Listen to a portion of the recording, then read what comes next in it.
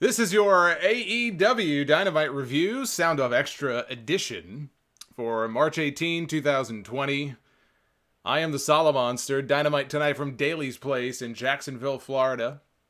It was supposed to be Rochester, New York, but with no fans allowed, they decided to move the show to an empty arena, and this was their home base. The Cons... Now, I'm not 100% sure. The Cons either own the facility or they have an ownership stake in it. I thought it was city-owned. But in any event, tonight was the big reveal for the Exalted One of the Dark Order, and it was not Matt Hardy. You know, we've been wondering now for a number of weeks, is Matt Hardy going to be the Exalted One? Are they going to have some other role for him? Well, we found out who the Exalted One was, and it was not Matt Hardy. But Broken Matt did show up anyway. So there's a lot to get to here. I thought this was a hell of a show, especially given the circumstances. I thought this was a hell of a show they put on tonight. Now imagine that crowd that they would have had. You know, if they had put this show on tonight in front of that crowd in Rochester, in front of 5,000 fans, or however many tickets they had sold in Rochester, I'm not sure. But what the hell are you going to do? Before I go any further, shout out to the chat.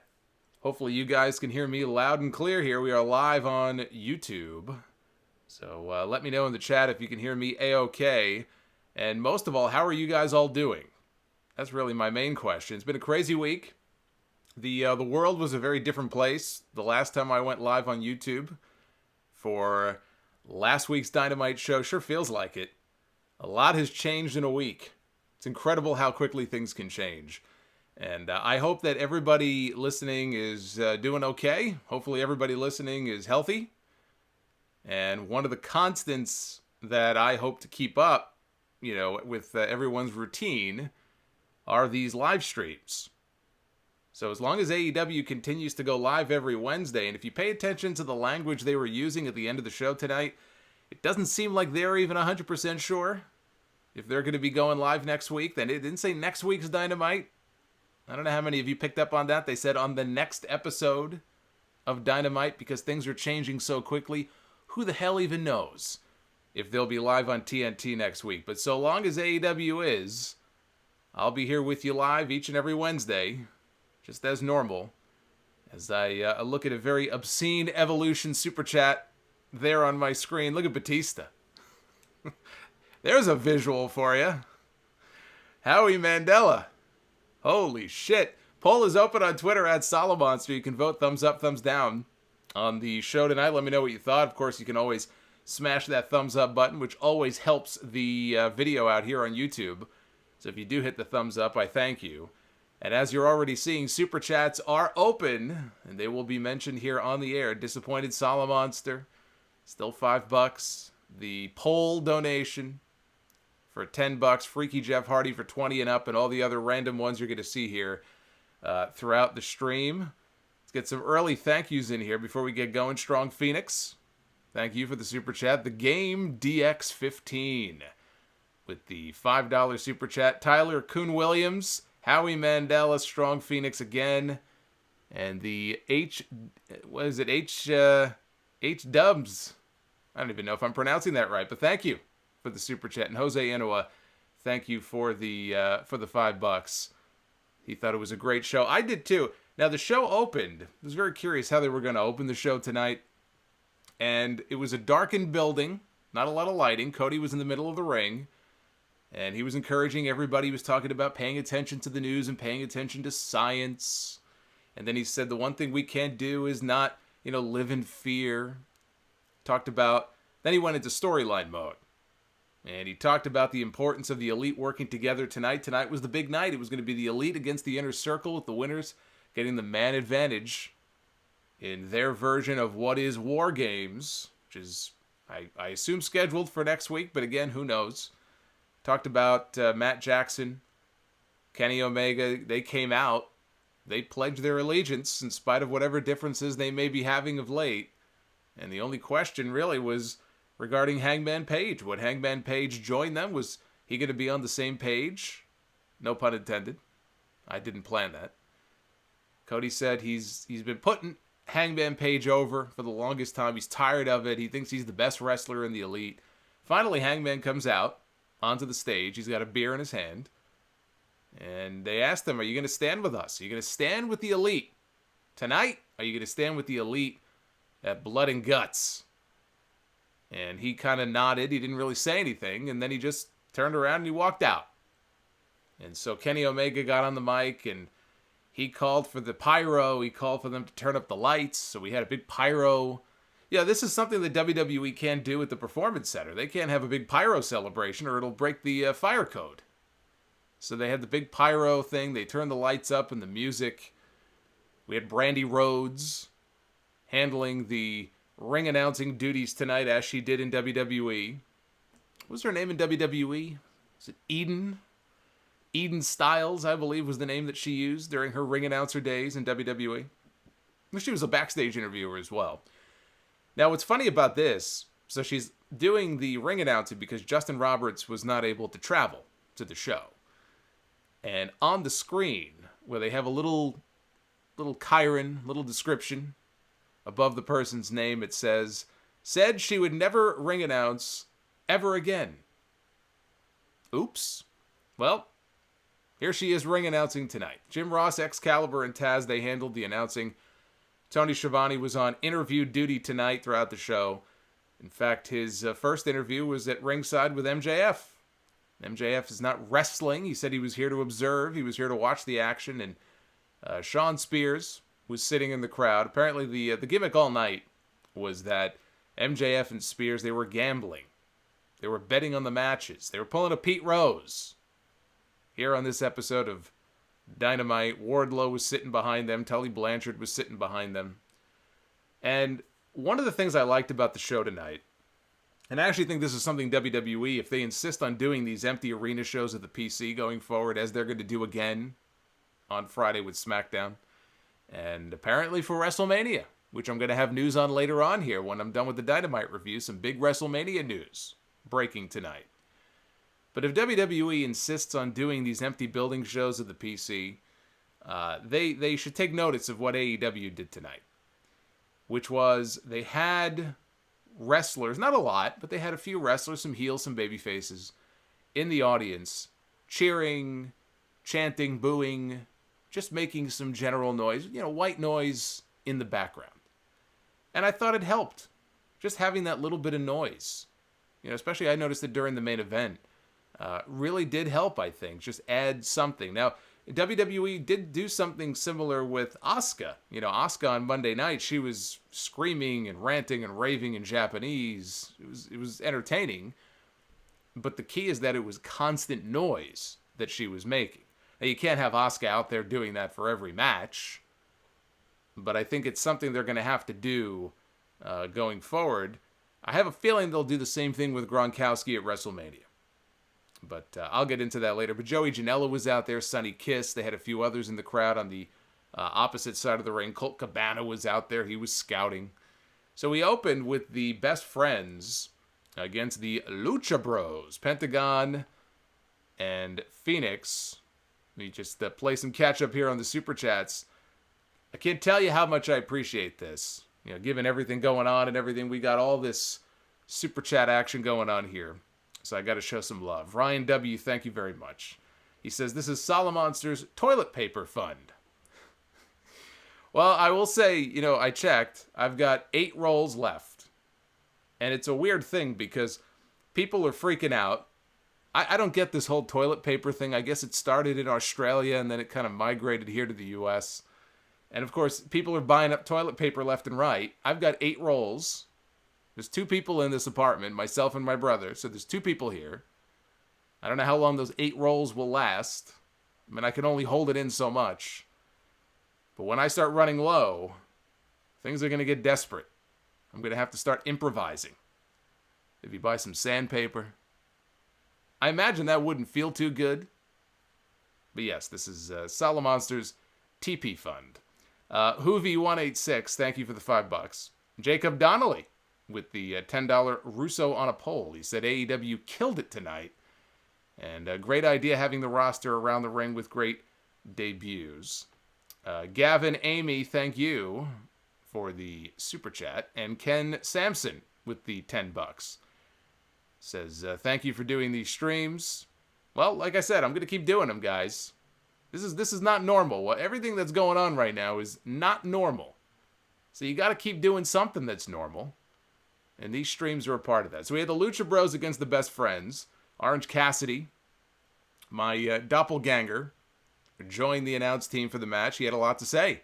Orange Cassidy had a lot to say here on this show. The problem is his volume must have been a little bit low because I couldn't hear a word that he said. Even in an empty arena, you would think in an empty building I could hear the guy. I couldn't hear a word he said, but I'm sure he was very chatty. Trent hit a swinging DDT to Pentagon. Skipping ahead here late in the match. Chuck Taylor got a hot tag. Best Friends hit a double team cutter. Then they were going to their big spot where they hug each other. They were going to hug it out. But then they thought better of it. They stopped, and instead they bumped elbows instead of hugging. Social distancing. We all need to social distance. Is anybody else sick of hearing that term by now? Social distancing. I think these people on all the news channels, they just love saying that. They say it every 5 seconds. Social distancing. You know what I call that? It's called distancing. They talk about it in terms of like if you're waiting in line at the supermarket. Oh my goodness. They were like, we have primaries here because it's voting season. It's election year. And they were showing, I think it was in Florida. They were showing this long line of voters. They were waiting in line to vote in the presidential primary. And they were saying, oh, these people here, they're social distancing. What? These people don't know each other. If I'm waiting in line at the supermarket, I don't want to talk to the person in front of me. I don't want to talk to the person behind me. I'm minding my own business. I'm looking straight ahead. You know what I'm doing? I'm distancing. I don't want to be social with these people. I don't know who these people are. Just call it distancing. I don't know. Just it annoys me. They've kind of lumped this social distance. Everything is social distancing. Holy shit. Thankfully, I've been social distancing for the last 5 years of my life. I used to be very social. Then I just got to a point where I didn't give a shit. So social distancing for me is called Monday. And Tuesday through Saturday. So Orange Cassidy, he got off headset. And he hit a dive, had his hands in his pockets. He hit a dive off the stage and took out a whole bunch of people. Trent hit a pile driver in the ring on Pentagon for a near fall. So Phoenix and Chuck Taylor, they're fighting in the corner. Referee gets distracted. And Pentagon hits a low blow. Lucha Bros follow that up with their double stomp package pile driver combo on Trent for the win. So the Lucha Bros pick up the W. After the match, Tony Schiavone, he's interviewing the Best Friends, talking to Chuck Taylor. And Taylor says, you know what? Challenges the Lucha Bros to a fight. Want to have a fight, no fans, no referee. Why don't we have no referee, too? And we'll do it in the parking lot. So he threw down the gauntlet to a parking lot brawl on the next episode of Dynamite, which has since been made official. We had a Hikaru Shida, Riho, Chris Statlander, and Penelope Ford in a four-way, one fall to a finish. There can be only one. It's like Highlander. It's good to see Penelope Ford getting some time on Dynamite. Penelope Ford, besides being one of the hottest women in wrestling, I mean, in my opinion, is actually quite good. She's very athletic. You know, we've seen her do a few signature spots here and there, but we really haven't seen her get a lot of time on Dynamite. Maybe on Dark, but not on Dynamite. So it's good to see her here. Her boyfriend, Kip Sabian, was out there. Chris Statlander and Hikaru Shida, they were double-teaming Penelope. Sabian tripped them from the outside. So Statlander and Shida, they go after Sabian on the floor. Riho climbs to the top rope, hits a high cross body, all 98 pounds of her. Wipes out everybody on the floor. We had Shida and Statlander pairing off inside the ring. And Penelope went for what I believe was a flying Rana off the ropes, off the top. Statlander did not catch her. And, that was a nasty landing. So Ford and Riho, they hit a double suplex to Shida. Shida almost double suplexed the two of them all by herself. As if she wasn't great enough. But they suplexed her instead. Riho caught Kip Sabian with a baseball slide. And actually, was it Ford? I think it was Ford who was on all fours. And Riho basically stepped up on her and hit a step-up knee. Knocked Sabian off the apron. Ford hit a springboard Poison Rana to Statlander. And Shida hit Ford with the Falcon Arrow for a near fall, then caught her with the Shining Wizard for the win. No surprise here, Hikaru Shida is quite great. I don't think you guys need me to tell you that, but in case you didn't know, Hikaru Shida is quite great. So after the match, Tony Schiavone, he's interviewing Colt Cabana. Cabana's putting over Penelope Ford, and he's out there scouting. He says, she's really good, but she would be better off without her scheming boyfriend, who happened to still be at ringside, and since there's no fans, he overheard what Cabana said. He took issue with it, so he went over, he was pushing Colt. Colt slapped him in the face, he pie-faced him, and so this looks to be I don't want to say it's going to be an extended feud, but this at least looks to be a match whenever Dynamite comes back on TV.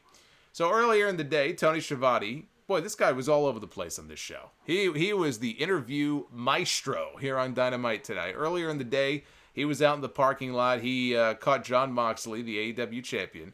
Moxley apparently was not medically cleared to enter the building. Now, I've heard of guys who aren't medically cleared to wrestle, but the fact they wouldn't even let him into the building, that seemed, look, especially with everything going on, this guy lives in Vegas. He traveled all the way to Jacksonville for this show. They wouldn't even let him into the building. What a bunch of pricks. This guy literally risked his life to fly across the country to come to this show. He's the champion of your promotion. You won't even let him into the building. I'd be pissed too if I was Jon Moxley. He said he's never been medically cleared. What's the difference? I've never been medically cleared anyway. He had that staph infection before, remember that? He says, I go where I want, when I want. And he said there is enough problems out there right now. AEW does not need me punching out any police officers, any cops. He said that he was going to go for a drive to clear his head, but he promised he was going to be just around the corner whenever the Inner Circle, wherever they go, he's going to go. And he would not miss blood and guts for anything. I had just assumed this was being set up for Moxley to be the fifth man, teaming with the Elite in the blood and guts match. But in light of what we saw at the end of the show, I guess that's not the case. So I'm kind of surprised by that. Let's check out some of the additional super chats here. Did I mention Ken? If I didn't, I'm going to mention him again because he's cool. Ken Sampson, thank you for the $10 earlier, my friend. Raymond the Mountie Medina with the $10 says he's working from home until further notice. Martial law at night in Puerto Rico. Thanks for the live extra. We haven't gotten to that point here in the in New York or in the States, but I have a feeling we're going to be headed there soon enough. So we'll be joining you. Reaganomics 813. Thank you for the $5. Lucas Baca with the $5 super chat. Says, by the way, just got a job in PR like yourself. Well, I don't think he means Puerto Rico. I think he's talking public relations. Well, I still have a job for now. I don't know. The longer this goes on for, I may not have a job at all anymore. Which is funny because next week is supposed to be my 15-year anniversary at this particular firm. And I'm not 100% sure that I'll make it to year 16. So, again, all of your super chats are very much appreciated. Chris Quillman, thank you for the $5. Ian Israel, thank you for the super chat. Strong Phoenix, Strong Phoenix, man. This is like his third time tonight. Strong Phoenix, coming in strong. Well, I guess it's in his name. And the antagonist, dropping $20. Says, I just toilet papered someone's house as a power move. Hope you're healthy and safe, Solomonster.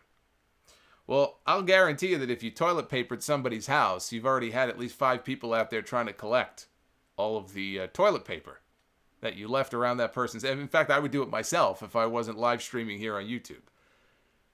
We have the Jurassic Express against the Butcher and the Blade. I didn't see the bunny. Was the bunny out there? I don't think the bunny was there. I don't believe the bunny was there tonight, unless I just completely missed her. She was hopping off somewhere else. Jungle Boy, poor Jungle Boy, his pyro singed his head during his entrance, which is not the first time that Jurassic Express pyro nearly injured poor Jungle Boy. I vividly remember this happening at a pay-per-view once before. He was on Luchasaurus' shoulders and the sparks were flying. And he had a duck. He had a duck for cover. I'm sure Goldberg watches this and goes, what a pansy. But, come on. It's dangerous. Unless you pour a bottle of water on your head out there, it's dangerous. You got to be careful. So Luchasaurus got the hot tag from Jungle Boy. He had a standing moonsault off the apron onto the Butcher on the floor. Luchasaurus also hit the Extinction Event to the Blade.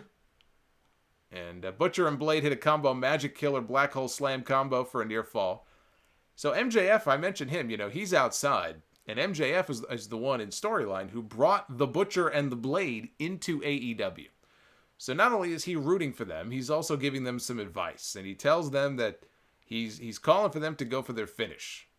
He's like their head coach.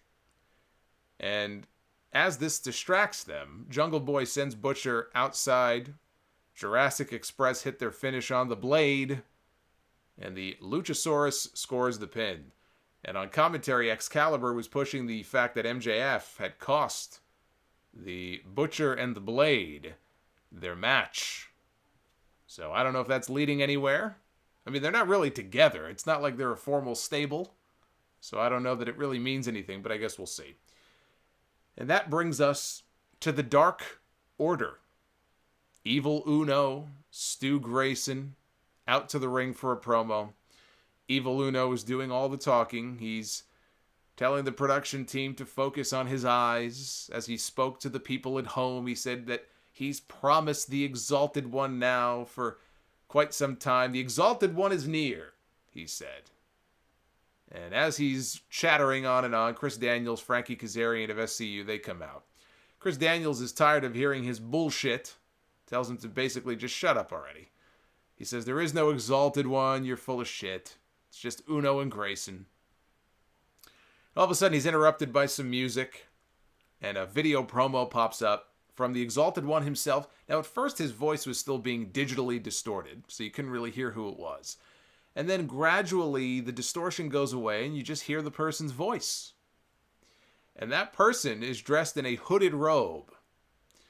And he reveals himself to be not Matt Hardy, not Chris Daniels, obviously, not Raven, not any of the other rumored names that you may have heard over the last several weeks.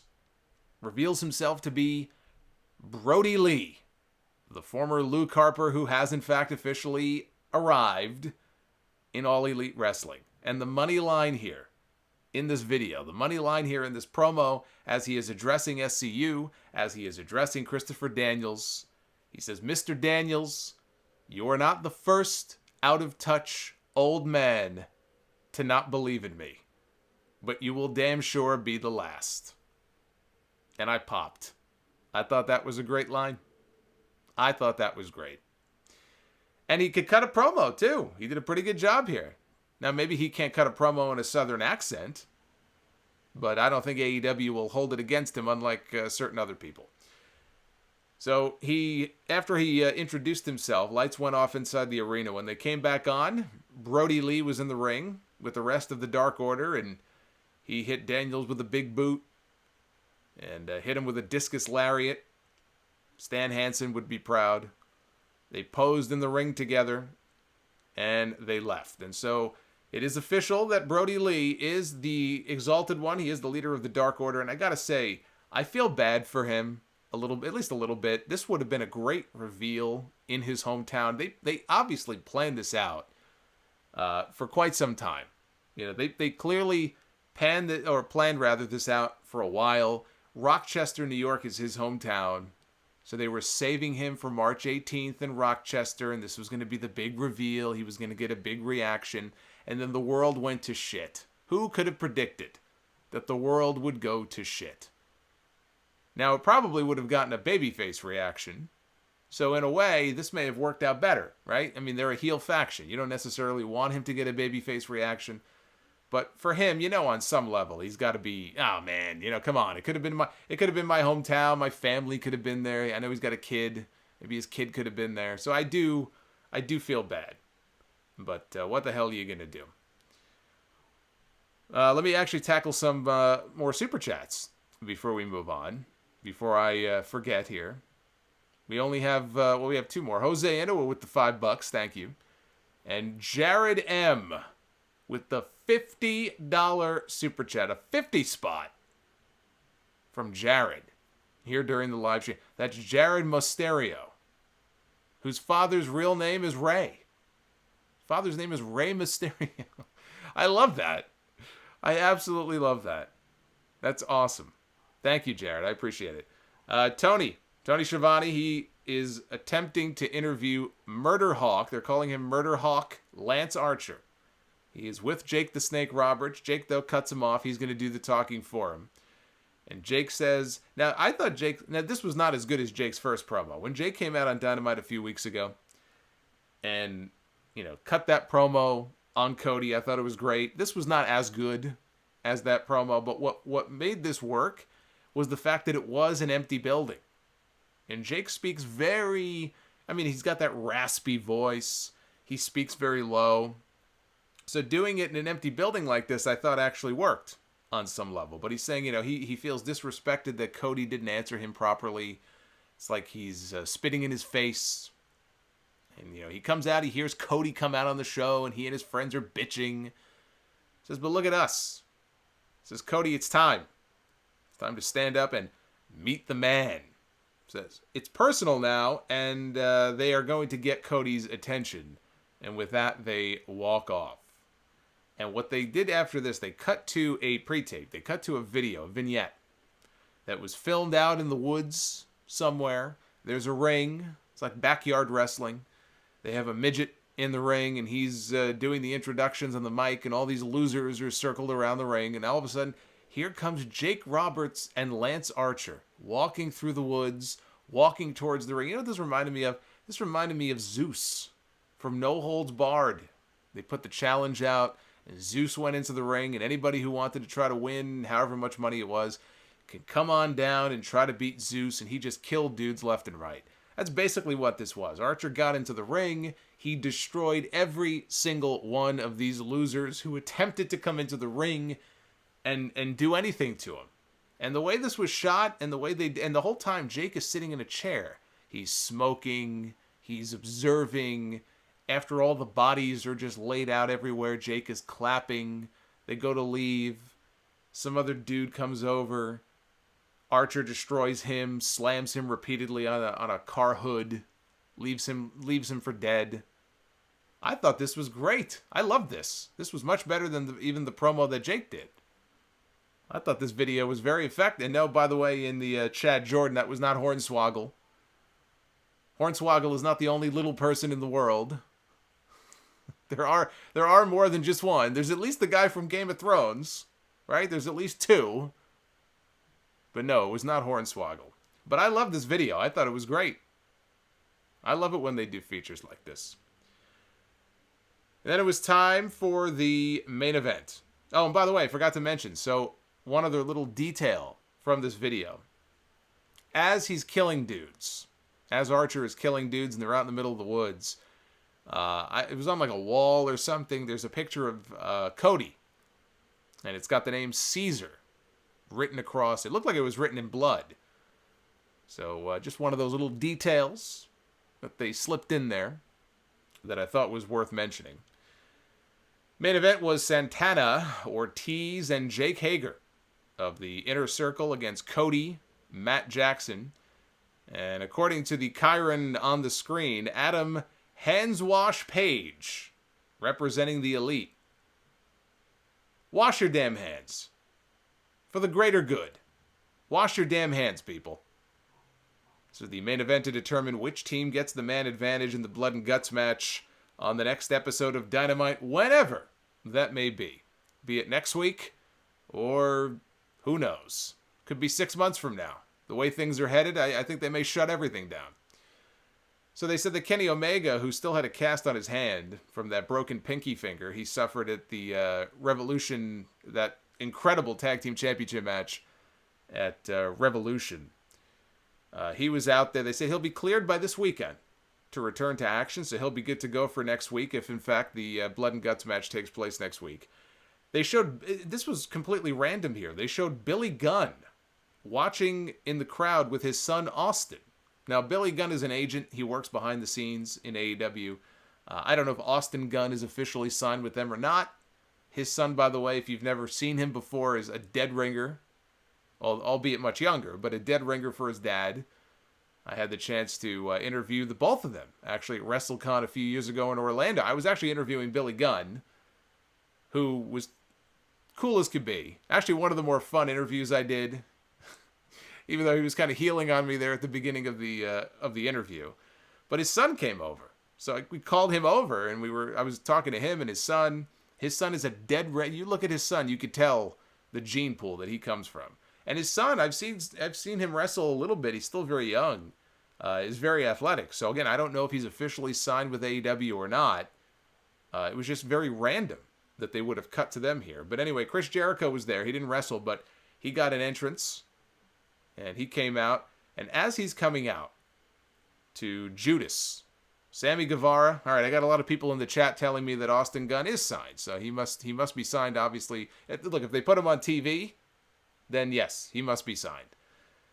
Sammy Guevara did karaoke for Jericho's song. So he's on the microphone. So again, there's no fans. So the big gimmick every week has been that the fans sing along to Judas. Well, poor Jericho, you can't have that anymore. You can't have the fans singing along. So they did the next best thing, which was they had Sammy Guevara get on a microphone and he began singing Judas. And all I can say about this is that Sammy Guevara had better not quit his day job. He was singing with MJF. And, but yeah, poor Jericho. The gimmick is dead. No fans anymore to sing along to Judas. And if Sammy is the replacement, then let us hope that that gimmick stays dead. Jericho joined Taz, JR, Excalibur on commentary. So they were getting the heat on Cody and, whatever. Just back and forth. Hangman gets the hot tag. Let's pick up with Hangman. As I just saw Luke Harper free at last. I saw the Luke Harper super chat pop up on my screen. What a perfect night for that. And that's completely random, too. I'm glad that super chat popped up. Got that superimposed Luke Harper face, superimposed Luke Harper head on, oh my God, what's the actor who played the main character in Shawshank Redemption? Tim Robbins, there we go. Luke Harper playing Tim Robbins, coming out of the pipe, crawling through a river of shit in the Shawshank Redemption. And guess what, people? Tonight, he came out clean on the other side. Tonight was Luke Harper's night. He came out clean on the other side of that shitty pipe here on Dynamite tonight.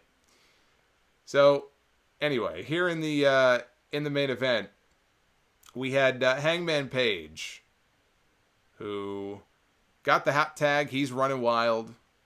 Cody hits a tope suicida. I forgot who it was. I don't remember if it was Santana or Ortiz. He had thrown him into the crowd, I believe, at MJF. And Wardlow had grabbed Cody around the neck, goozled him.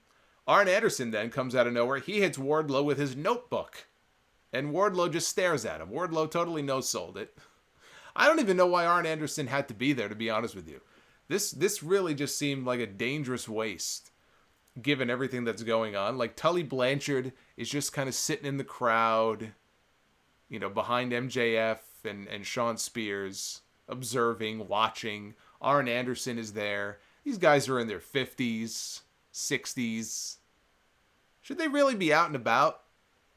Can't they just stay home? I don't want anything to happen to these guys.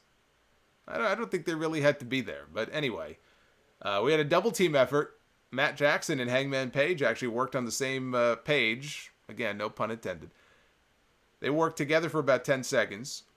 And they were setting up for an indie taker. Since Nick Jackson wasn't there, Hangman Page was going to play the role of Nick Jackson. He's out on the apron. Page gets yanked off by Jake Hager, hits his face on the apron on the way down. And Matt gets rolled up by Santana for the win. And Brandon in the chat says Jake Roberts was there too. At least Jake had a role on the show, though, right? Jake cut the promo for Archer. If they don't want Archer to speak yet, I kind of get that. But yeah, you're right, Jake too. Jake's no spring chicken. Jake's had some health issues. You worry about these guys.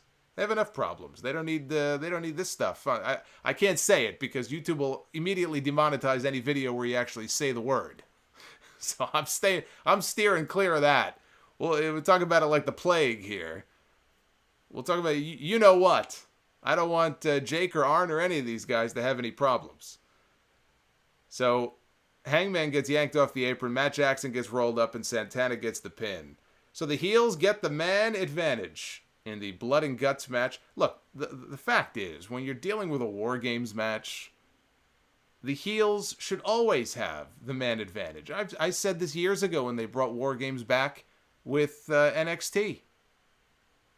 I mean, maybe to shake things up every now and then. Yeah, if you're going to do a War Games match every year, you have the baby faces go over once. But by and large, you have the heels go over. Because that's where the drama is. The drama is in the bad guys having the man advantage and beating down the baby faces in the War Games match until, you know, the big babyface partner comes out to make the save. It just seems like basic wrestling psychology to me. So, anyway, the heels will have the man advantage. Jericho gets on the mic after the match. He says the last thing they need are the fans chanting for some pumpkin-headed dipshits every week. So he is banning all fans from AEW shows going forward. Well, so that's the reason. Now we know why the fans were not at the building tonight. That's why. Because Chris Jericho didn't want them there. Now it all makes sense. So Jake Hager drops down. He starts doing some push-ups. And Jericho tells Sammy Guevara to get on his back. He gets on Hager's back. Hager did one push-up. You could tell he was struggling, but he did it. He did a better job than I could. But he was struggling there. It felt to me like he was stalling for time. He starts talking about Brandy. He's like hitting on Brandy. All of a sudden, we hear a weird noise. And we look up in the sky, and what do we see? We see a drone buzzing overhead. Because it is an open, air arena. Daly's Place is an open air arena. And it's Vanguard 1. And Vanguard 1 lands right in the middle of the ring. And Matt Jackson says, the Elite, heading into this blood and guts match, they are far from outnumbered. He called in a favor to a friend. And we hear some familiar piano music. And up in the rafters, they cut to a shot of broken Matt Hardy. Never said a word. He was pointing down at the members of the Inner Circle. The announcers were going nuts at the sight of broken Matt, and they went off the air. And much like the Brodie Lee reveal, which would have been big probably anywhere because he's a known name from WWE television, so it would have been a big deal for him to debut anyway, but especially in his hometown. But then to have Matt Hardy at the end of the show, look, again, it's nobody's fault. What the hell are you going to do? But it sucks. It sucks that they couldn't be in front of a live audience. Most of these Dynamite crowds are pretty hot. They're pretty loud. And they've had some cities that they've been to that the attendance has not been very good at all. I mean, they've been to some buildings where they've had maybe 3,000 people in the building. But even those smaller crowds tend to be on the louder side. I haven't really seen what I would call a dead crowd yet for an AEW show. And they kind of loaded the show up tonight, if you think about it. The big broken Matt reveal at the end, Elite against the Inner Circle main event, Brodie Lee, the big Exalted One reveal. You could see they were setting this up to be a big show. And it's a shame that they couldn't get that kind of reaction. Because I have to say this. We have now seen a handful of empty arena shows going back to last Wednesday. Last Wednesday when NXT, I guess NXT was an empty arena. So scratch that. But they were at the PC on Friday for SmackDown. They were at the PC on Monday for Raw. Daly's Place tonight, AEW. no crowd. It's going to be the same thing on Friday for SmackDown again, and probably Raw next Monday. And it hit me like a ton of bricks watching that Raw show on Monday night, especially when The Undertaker came out. That's really when it hit home for me. You know, people talk a lot about the talent and, you know, and look, the talent is what makes the show. No doubt about it. Absolutely. But I don't think the fans get enough credit for their role on these shows. In fact, a lot of the times the fans get shitted on. Sometimes by the fans. For stupid chants. Oh, this crowd is dead. How come they're not more lively? You know, the fans criticize themselves quite often. But having watched these last few shows from WWE and AEW, with no crowd whatsoever, the real star of these shows, it ain't the talent. It's the fans. Because when the fans are gone, when you take the fans away, boy, are these shows different. And not in a good way. And I thought AEW did a really good job tonight, all things considered, you know, given the circumstances. It was still a very good show. But without that crowd, without that feedback, without those big reactions, without them singing along to Jericho's music and all the things that you're used to seeing and hearing the fans do, holy shit, are these shows vastly different and not in a good way. And the prospect of this being what we're going to have for the next 2, 3, maybe 6, 8, 9 months. I mean, shit, I saw today they're now this is a worst case scenario projection, but they're projecting perhaps this could be 18 months. This could be a year and a half or more if they don't get a handle on things. I cannot imagine 18 months of this. I can't visualize it. I can't picture that. So the sooner they can get people back into those seats, and the sooner they can get the people back into the buildings, the better off these shows are going to be, because the talent can only do so much. You know, they're going out there, they're doing what they can. You know, they're still going out there and putting their bodies on the line and all that, and I respect them for it. But I'm sure they would tell you the same thing if you asked them. It's not the same. You need that fan reaction. You need that fan feedback. And now that we don't have it, and we're not going to have it for a long time, it sucks. It just does. And so it really drives that point home. Now, on the next edition of Dynamite, that's how they phrased it. They didn't say next week. They didn't say next Wednesday. On the next edition of Dynamite, wherever it may be, or whenever, and I believe if it does happen next week, I believe they're going to be right back where they were tonight at Daly's Place, which is not a big venue. So it's kind of hard for me to envision how they're going to put 2 rings in there. But I mean, I guess they'll just remove some seating, I guess. I mean, if there's nobody in the seats, who gives a shit? But if there is a show next week, I believe it is going to be in Jacksonville. This is the current lineup. Wardlow, one-on-one with Luchasaurus in a I'm mixing up the matches here. Actually, I'd like to see Wardlow and Luchasaurus in a parking lot fight. Wardlow and Luchasaurus in a lumberjack match, and then Best Friends and the Lucha Bros in a parking lot fight. And then, of course, the big one is the 2-ring, 2-cage or 1 cage over 2 rings, Blood and Guts.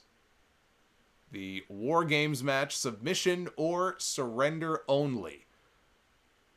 That is the only way to win. 5-on-4 is how they were promoting this. It was going to be, Nick Jackson in storyline is injured.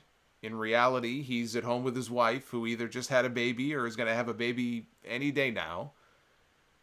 And, I mean, God, imagine having a child. Imagine having a newborn in this environment with everything going on. Oof. That's got to be rough. It's going to be the Elite against the Inner Circle. It was going to be 5-on-4, but now we saw Broken Matt at the end of the show, and he is going to be the 5th man, and that surprises me. Because what's Jon Moxley? I mean, we know Moxley will be there in some form.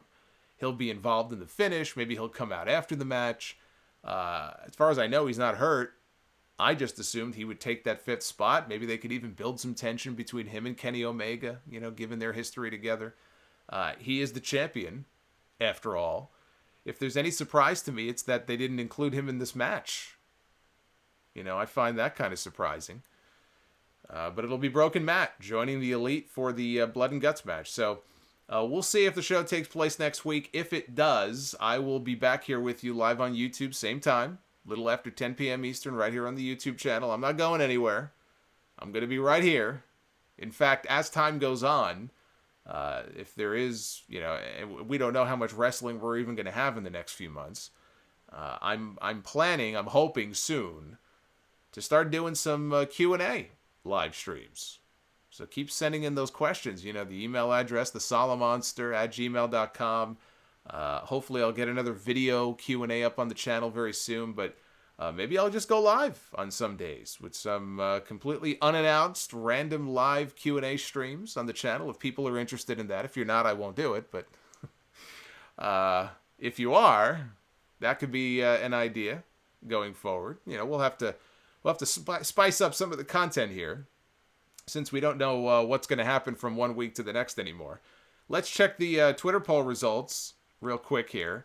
We're only going to check I only put an AEW poll up because, from what I understand, I don't think there were any live matches. I haven't watched NXT yet, but I don't believe they were actually doing any first-run live matches from the Performance Center. So I said, what the hell's the point of getting an NXT poll up?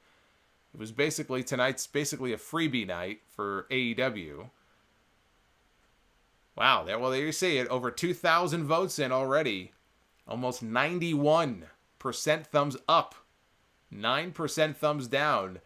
I believe that is the highest so far. I mean, the poll's only been up for about an hour? Not even an hour. But ratio-wise, that's the highest positive score I've seen for an AEW show, I think, since I started doing these streams. And they didn't even have any fans in the building. So that's pretty impressive. So again, let your voice be heard. Vote, vote, vote at Solomonster on Twitter. The poll's going to be open for another 48 hours, so you still have time to vote. Let me play catch-up here with some of these Super Chats. Emmanuel Briseno, thank you for the $10 Super Chat. Lord Frieza. See, I will never get that wrong as long as I live. Lord Frieza with the $5 Super Chat. Strong Phoenix with the $5. Thomas Curtis, thank you for the, or Thomas Curry. Thomas Curry, thank you for subbing to the channel. And Magician Sapphire, thank you for the $10. Major props, he says, to AEW for making a great show out of a horrible situation. It really is. I mean, it still hasn't really set in, frankly, as far as everything that's going on. And wrestling is it doesn't even seem all that consequential. But, to all of us, I mean, I do a show every week on wrestling. I do multiple shows every week. I go live every week talking about wrestling. It means something to me. I know in the grand scheme of life, it's not a big deal. But to me, it is a big deal. And it sucks what's going on. And I'm kind of torn because as much as I enjoyed the show tonight, and I do want the show to go on, and even selfishly from the perspective of me doing a podcast, if there's no wrestling, I don't, what does the podcast even look like? It's tough. Maybe there isn't a podcast. So you want there to be first run, fresh wrestling every single week, selfishly, just so I can come on here and talk about it and do a show and take your calls and all that kind of stuff. But is it even safe for them to be doing these shows? Should they be doing a show at all? That goes for WWE and AEW. It's easy to say, oh, the show must go on, it's all overblown, this and that, but I don't know. Maybe it's not the smartest thing for them to be doing. I'm happy they are, though. At least for us, it's a little bit of an escape, for a little bit each week.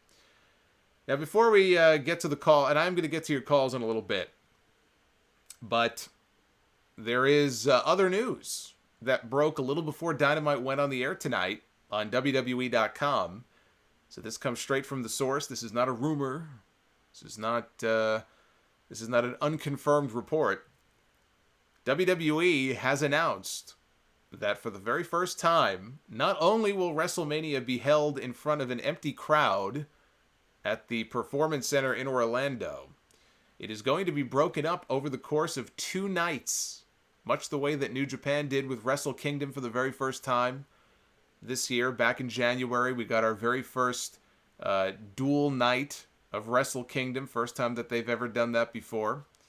And now WWE is going to do the same for WrestleMania. They're going to break it up Saturday, April 4th, which was going to originally be I believe that was the night of the NXT TakeOver show, and Sunday, April 5th. TakeOver and the Hall of Fame ceremony have been indefinitely postponed. I did see that the British Bulldog's daughter tweeted, or somewhere on social media, she said that WWE told her that they were hoping to reschedule the Hall of Fame possibly for SummerSlam weekend in Boston. In my opinion, that's WWE being overly optimistic. I think there's a very good chance there won't even be a SummerSlam this year. And SummerSlam, just given the name, it's not exactly a show that you can delay, right? So, I mean, maybe a month, but you can't do SummerSlam in October. You can't do SummerSlam in November. You either do it in August, maybe September, or you don't do it at all, because then it's not summer anymore.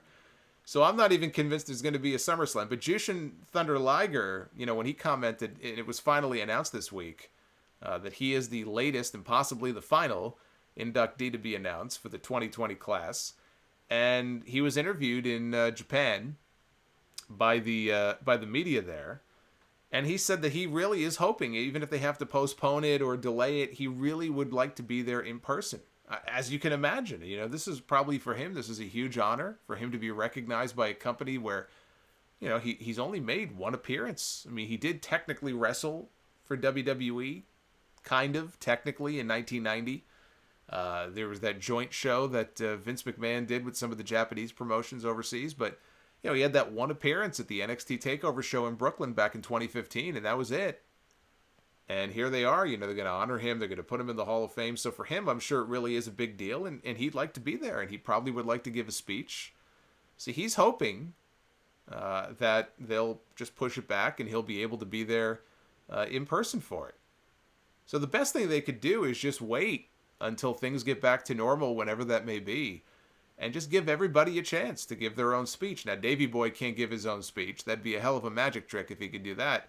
He can't give his own speech, but Bret Hart, I think, would probably give a hell of a speech for the British Bulldog. And I don't know if he's going to be the one to induct him or not. Certainly his family could accept on his behalf, but who gives the speech? I think Bret Hart, one of his greatest opponents, good friend of his, in the Hart Foundation faction together, member of the same family. I can't think of a better living person to give that speech, the induction speech, than Bret the Hitman Hart. And I'll have a review, by the way, speaking of Bret, of Bret's interview with Stone Cold Steve Austin on the network. They had the Broken Skull podcast. I will give my thought. I did watch it. It was very good.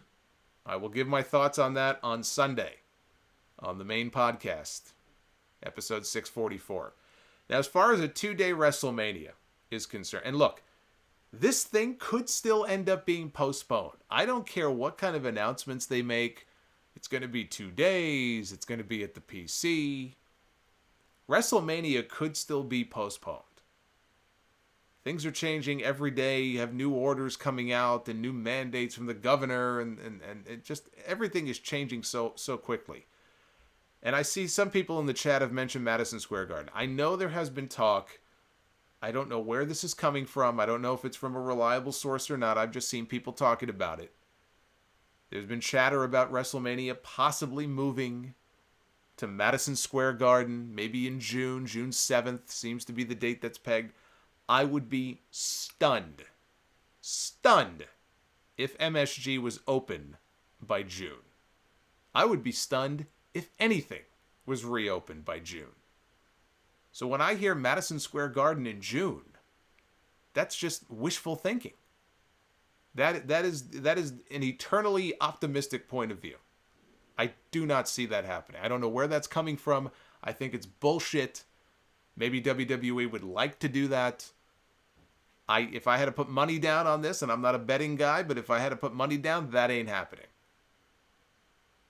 And I am not a fan of doing WrestleMania in front of an empty crowd. Let me just say that. Man, I have this cough I can't get rid of. Oh man, this cold. It's like this never-ending cold that I got hit by a week ago. Oh, can't get rid of this cough. Anyway, I'm not a fan of doing WrestleMania in front of an empty crowd.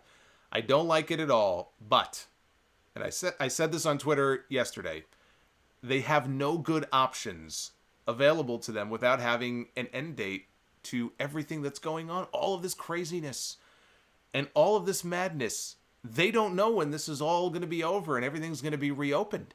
So in the absence of having an end date for all of this, there are no good options for WWE. I said before, I mean, this could go on a year or more. Now, I pray to God that doesn't happen, but it could. So the question isn't, why not just postpone? The better question may still be, will there even be a WrestleMania 37 next year?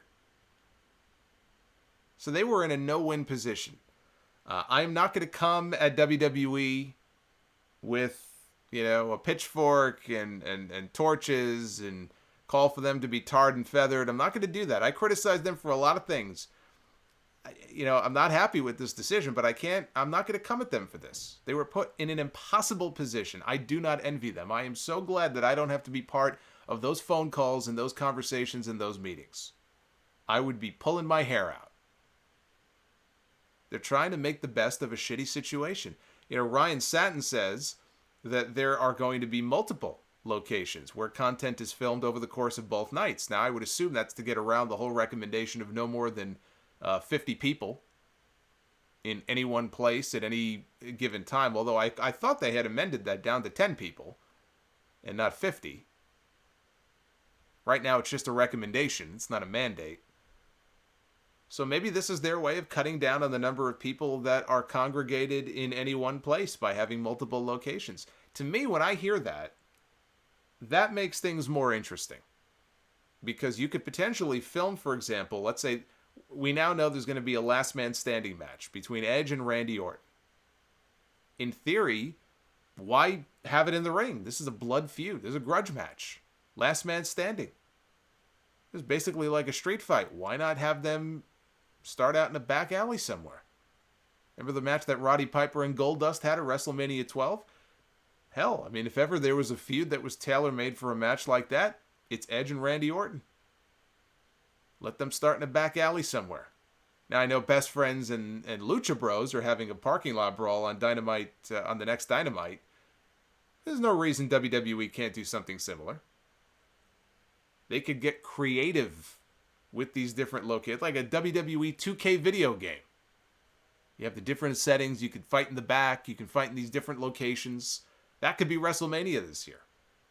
Now, the other reason I think that this is actually a good idea, if they insist on going on with this show, is because if their idea is to have 10 or more matches on the card of WrestleMania this year, at one point weeks ago, there was a rumor they were going to have 16 matches.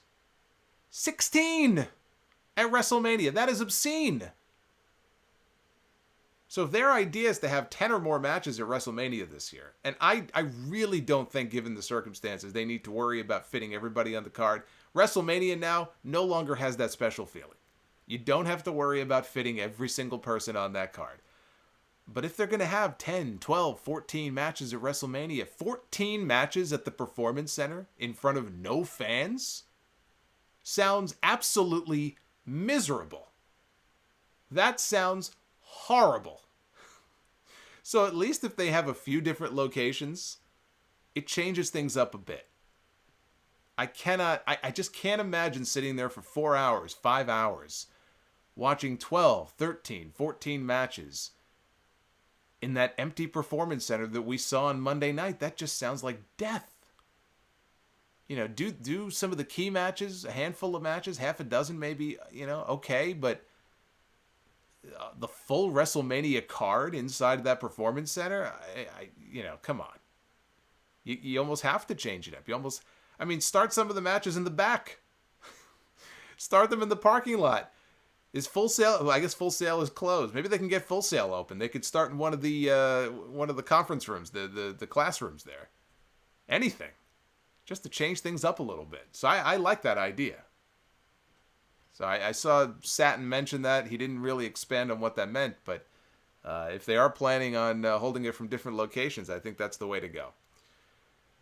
Food Hive, thank you for the $5, brother. Yeah, appreciate that. Let's find out what you guys think. Let's have you guys chime in here. We'll take some phone calls here on this Wednesday night after 11 p.m. We still have well over 1,000 people listening live. It's a Sound Off party here on YouTube. Let's go to area code 702. You're on the air. Hey, Solomonster, it's Frank from Las Vegas again. I just wanted to see, how you're doing in New York with the coronavirus and see what's going on over there, pal. Well, it's kind of crazy because I had to slip into the office earlier. Hopefully that call didn't just get me demonetized there, but damn it. How long have I been broadcasting for here? How long have I been on the air for? Let's see here. I've been on for about an hour. I did well. And then the first call, boom. Anyway, I went into the city because I had to get some stuff from the office. My office is closed. I'm working from home just like a lot of other people are working from home these days. So I had to slip into the office. I said, should I, shouldn't I? They're telling everybody, don't leave, shelter in place, all this other nonsense. I said, I've got sanitizer, at my desk. I have stuff in the office I don't have here at home. I said, I have to get into the city. So I went into the city. I was one of two people on the bus. I get into the city. I'm on Madison Avenue, Fifth Avenue. It's like nobody around. I mean, there's some people, but to see Fifth Avenue like that in the middle of the day on a Wednesday was insane. I've been working in that area for, again, 15 years probably. And I've never seen it like that before. So it was kind of eerie. So I got in. I got what I needed. I got back on the bus. Got back to Brooklyn. And that could be the last time I see the inside of my office for who knows how long. So I tried to make sure I got everything I needed. But yeah, no, it's crazy. It's crazy. And people are nuts. You try to go food shopping and you would think that it was end times. The way that some people behave. Frankly, it's embarrassing the way that some people behave. And yeah, we'll see where it goes. But hopefully everybody is doing okay. I know we got people in the chat from all over the world, all over the country. I don't know how different it is where you are as compared to New York. And in New York, though, New York has probably more cases of this nonsense than any other state at the moment. This is kind of ground zero here in this country for everything, so it kind of sucks. Let's go to 651. You're on the air. Hello, Solomonster. It's Brandon from Florida. Hey, Brandon. Just a quick side note. Like, I'm in Florida. I work at a restaurant, and it is very fucking miserable. Like, we only have like 5 people working. Like, half of us, or like 80% of us, aren't even working. So it's like very stressful for, like, I guess money wise and all that. Yeah, it really sucks because I think everybody probably has places locally where they live, where they order in from, or they go out to eat or whatever. And that's one of my fears. What's going to happen to all these places the longer that this goes on for? 6 months of this. How many of these places are even going to reopen at that point? And it sucks for the people who work there. So it's just a shitty situation all around. Yeah. Just a quick question. It's like a dumb question, I guess, but do you think like maybe ratings will be better now? Cause like, I guess NXT didn't have a show and every other sport is canceled and literally wrestling is like the only thing on TV. Well, I mean, SmackDown was up last week. It wasn't like a record number, but it was up. I think the novelty is going to wear off very quickly. So I think Dynamite's going to be interesting because NXT, and again, I haven't watched NXT yet. I don't know. My understanding is they weren't doing any live matches. So to me, that sounds like they just gave up, and I'm sure AEW is going to win easily tonight. But how high is the AEW rating going to be? The AEW rating last week dropped by, I think, about 200,000. I mean, it was still a good number, but it was a terrible drop. But there was so much going on that night. I think the president was giving an address, and people's minds were on things other than wrestling. This week, it's a little quieter. Empty arena show, not a lot of competition from NXT. I'm very curious to see how this show did tonight. I don't think they cracked 1 million.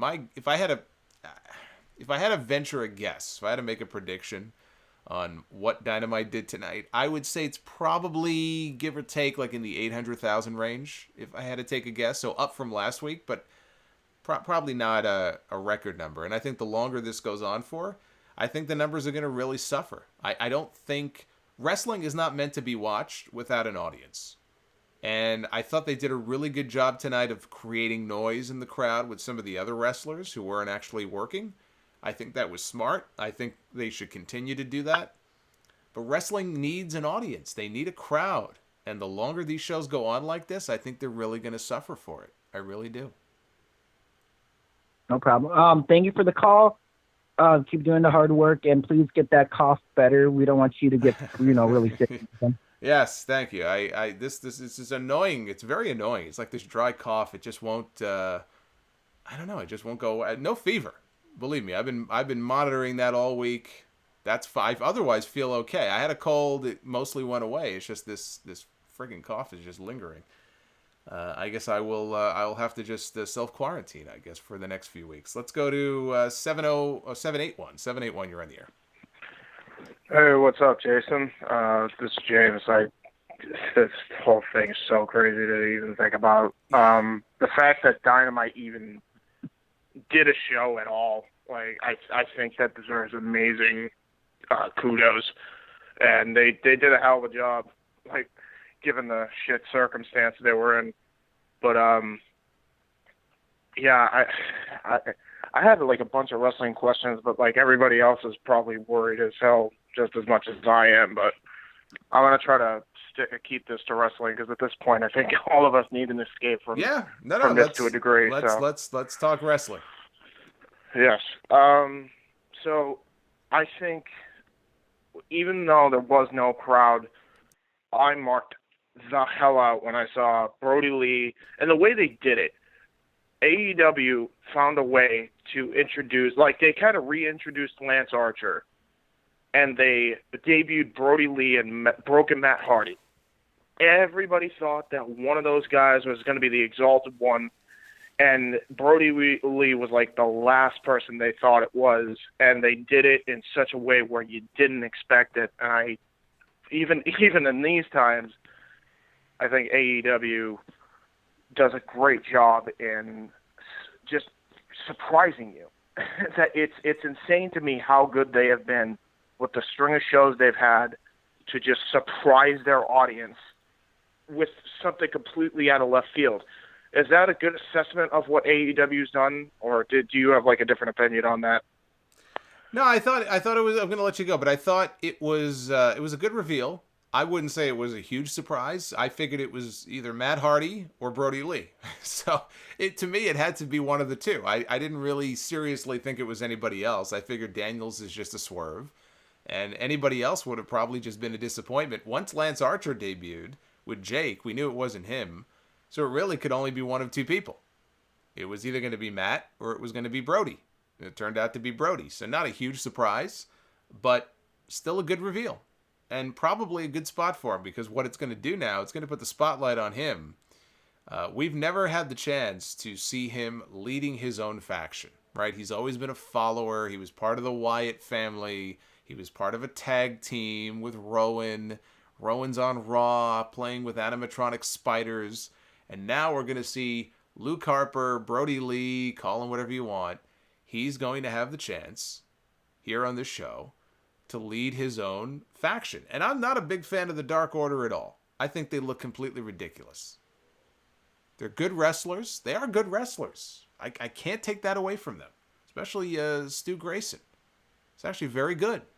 I've seen him do some impressive stuff in the ring.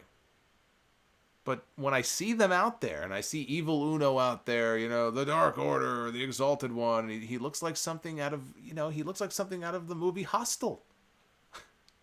From some S&M chamber. I can't picture anything else.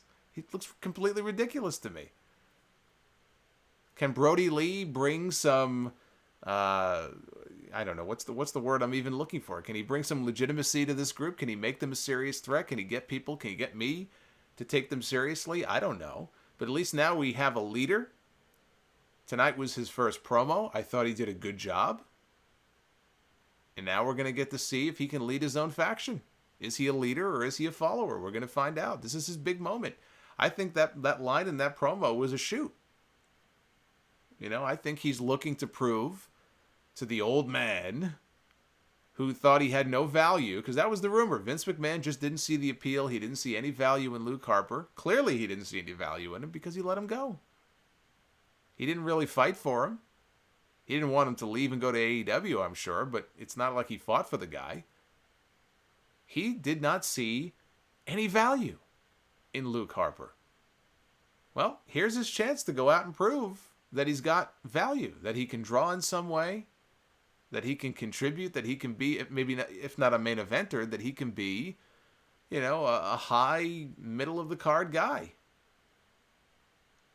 This is going to be his chance. I mean, it's not coming at the best time given everything that's going on, but he's going to get his chance, so we'll see how he does. Let's go to area code. Let's go to the 925. Hey, Solomonster, it's your friend here, Preston, a.k.a. Godzilla Hawk. Hey, how you doing, man? Preston, what's going on? Nothing else, nothing much. First of all, I want to say, this whole coronavirus, let's be honest, guys. I know everyone listening, this really sucks. Let's just be honest. This thing's getting way out of control. We're all being idiots by going nuts and crazy, stomping on everybody. So I encourage everybody to just play it safe. Try and make little contact physical contact as possible. Let's just watch wrestling. Let's watch wrestling, and we'll talk wrestling, and we'll just focus on wrestling and forget all the other gory nonsense. Yeah, pretty much. But let me ask you this. So I assume you saw the show tonight. You saw the big reveal at the end. Yeah. So what was your overall impression of this empty arena episode of Dynamite? Yeah. So this episode compared to last week, I honestly was probably one of the few that thought last week's was very repetitive. I thought it was just too many tag matches. I'm not going to lie, I was bored. So when we were doing this week, after everything going on in Empty Arena, I thought, okay, how are they going to do this? Because we saw what happened with Raw and SmackDown. So I'm thinking, well, they're clearly doing Empty Arena, but how are they going to pull this off? And I thought the way they pulled it off made it kind of refreshing in a way. Yes, I wish there were a bigger crowd, but I did like the inclusion of some of the roster members that weren't being, used to kind of play off as the fans, like MJF, I thought was hysterical. And for the show structure itself, with a fan base or not, I thought this was a far better show than last week. It's one of the better shows they've done. I thought the Brodie Lee thing, I love Brodie Lee. I've been a fan of his since WWE days.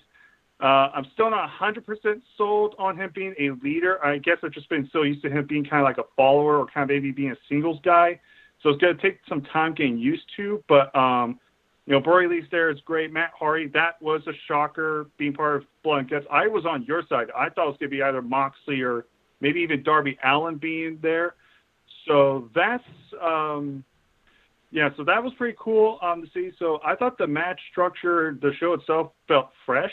Now, in terms of what they do next, like you said, I don't know if they're going to have a show next week and how they're going to structure it. Watch up to see and wait what happens. But in terms of this show, I thought it was a lot of fun. So now to kind of get into a question here, with AEW kind of been going around since Double or Nothing. Now we have the weekly shows. A kind of personal opinion for you. Now we've had like months and almost a year of AEW. Personal preference, what would you say are your top 5 best or favorite AEW matches that you recommend to anybody that is new to AEW and you think would kind of get them interested in the product going forward? The first match, I'm not putting this in any kind of order, but the first match I would think of is probably the most recent one, which is the tag team title match from Revolution. Omega and Hangman against the Young Bucks. I thought it was a fantastic tag team match, and I would encourage anybody who wants to really see, in terms of just the in-ring. Now, it's tough because there was a story going into the match, the stuff with Hangman not getting along with the Bucks or Matt Jackson. So if you're a new fan, if you have no concept of the story going into the match, that's a little lost on you. But the match itself I thought was great. So I would recommend that. I would recommend, Cody and Dustin going back to Double or Nothing. The Brothers Rhodes. I thought they had a great match. Some people obviously would love the hell out of the Kenny Omega Jon Moxley match. I wasn't a big fan of it, but if you're a fan of that kind of stuff, people I'm sure would eat that shit up. And there's been some good TV matches. Darby Allin and Sammy Guevara. Darby Allin and Sammy Guevara at Revolution. I loved the hell out of that match. Aside from the tag match, that was probably my favorite match on the entire show. I think Darby is great. So I'm sure if I had time to think about it, I could think of a few more. But those are the ones that really jump out to me as far as matches that I think people would like if you were to show it to them. Let's go to 407. You're on the air. Jason, it's Glenn from Chicago. How are you? Hey, Glenn. Okay, so hopefully you're okay.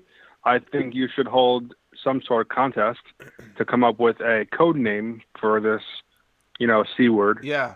The 5-letter C word, kind of like how you do with Sweet Saudi Money. Oh, CV. But I wanted to get your thoughts on this idea. What? No, I said we could call it CD? Yeah, just CV. Why not just CV? But keep it very simple. CV. Chris Van Vliet. Well, that's CVV. But I wanted to get your thoughts on this idea. So we look to possibly have this going on for months with empty arena shows. WWE can turn this into a storyline.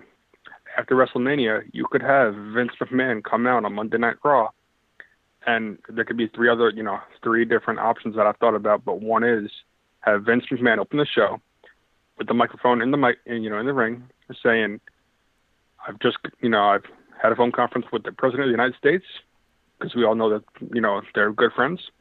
And I've asked for and have been granted permission to have no wrestling until further notice. Kind of turned Vince McMahon heel, to which you could actually have superstars doing promos. Now, what this does is it gives the opportunity to the wrestlers to create the characters, because you have so much time now, you don't know what to do with it. Build up the characters. Get ready so that when you're ready to go, you can go with these characters and these new character developments. You could also end it to where Triple H says, you know what, Vince? You are a bad boss. I'm taking over. And then, that gives you a storyline of Triple H now runs it and he gets it. You know what I mean? Gets to get back going. Well, here's the problem with that. Two things. Number one, people aren't stupid. Like tonight when Jericho said from now on, I'm not going to allow AEW to have any fan. I took that as tongue-in-cheek, right? People aren't dumb. They know what's going on. To me, that's too fake. I understand wrestling is what it is. It's performance and all that. It's too fake. People are going to know. They don't need Vince McMahon to pretend that, here's the reason why, fans aren't at the show.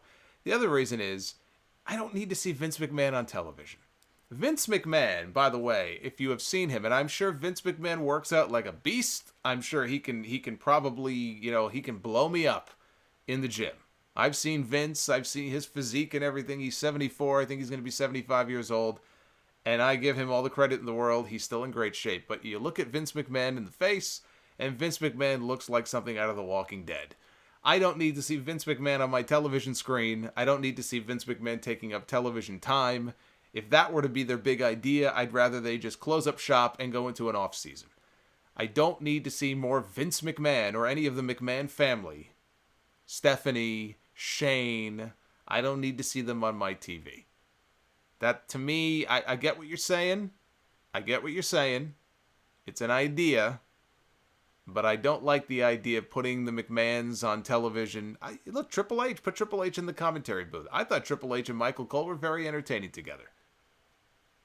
Triple H was very funny. I wouldn't mind him being on TV in that capacity. I think tonight he was hosting with Tom Phillips. I think, from what I saw. I think for him that's a fine role. But the answer is not to put Vince McMahon on television. So I can't say that I'm a huge fan of that idea. And yes, I still watch The Walking Dead, by the way. In fact, for those of you who still follow The Walking Dead, I'm not going to give away any spoilers, but The conclusion of the most recent episode, which I think might have been the season finale, I'm not sure, I thought was incredible. That was one of the best episodes they've done in years. So the show has actually rebounded a bit. For those people who gave up on it, you gave up too soon. It's picked up a lot recently. Let's take a few more. Let's go to 502. Let's see here. 502, you're on the air. Solomonster. Is this Chris? Yes, how's it going? Good, Chris. How are you? How you doing? I'm doing all right. I'm hanging in there. Good. Yeah, I just wanted to tell you, I share your pain a little bit. I had a bronchial infection while this whole thing was starting to blow up. And people were, looking at me like I had the plague or something, Yeah.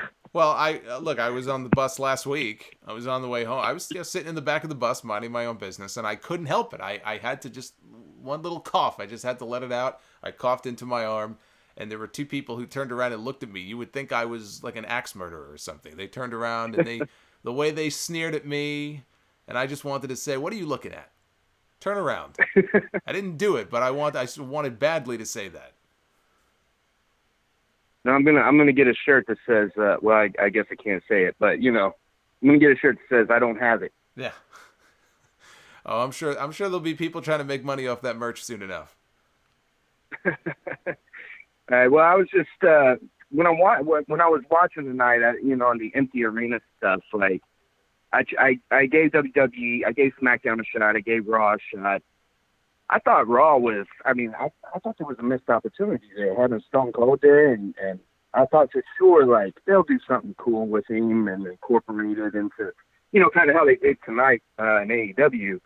I was like, oh, they might have him ringside or doing something like that. I mean, it's his night, right? But it's a complete missed opportunity having him read off some cards. They should have had, what they should have done? I was watching MJF tonight, and it hit me like a bolt of lightning.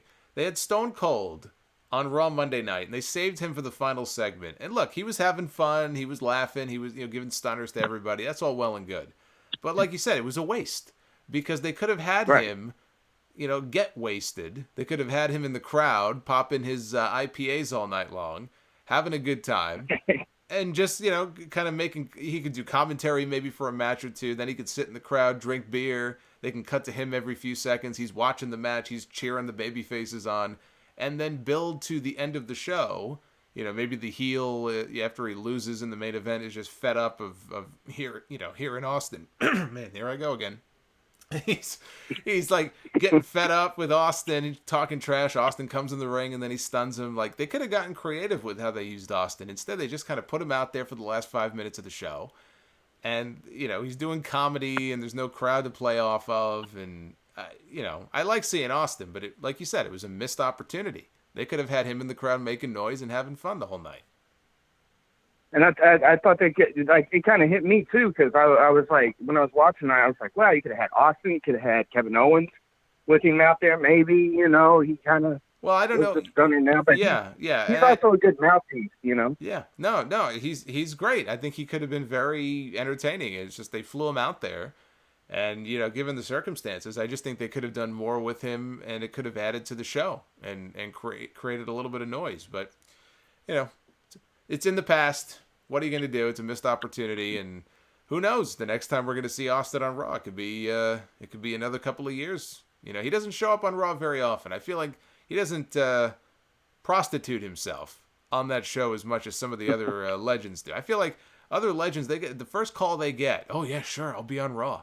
I feel like they must call Austin sometimes, and he sees like WWE or like a Stanford number come up on his caller ID. He's like, you know what? I'm just gonna let this go to voicemail. I ain't interested. I got to protect my brand here. I can't be overexposing myself. Yeah, definitely not like a Undertaker, I guess. Somebody in the oh my God. Somebody in the chat said we should have maybe at WrestleMania, we could have a vaccine on a pole match. Oh, that should be one of your super chats. You know what? That should be one of my super chats. That's a good point. Hey, if Steve's listening, Steve, if you're listening, get to work on that. He's a creative guy. He can come up with something. Let's get a vaccine on a pole super chat going here.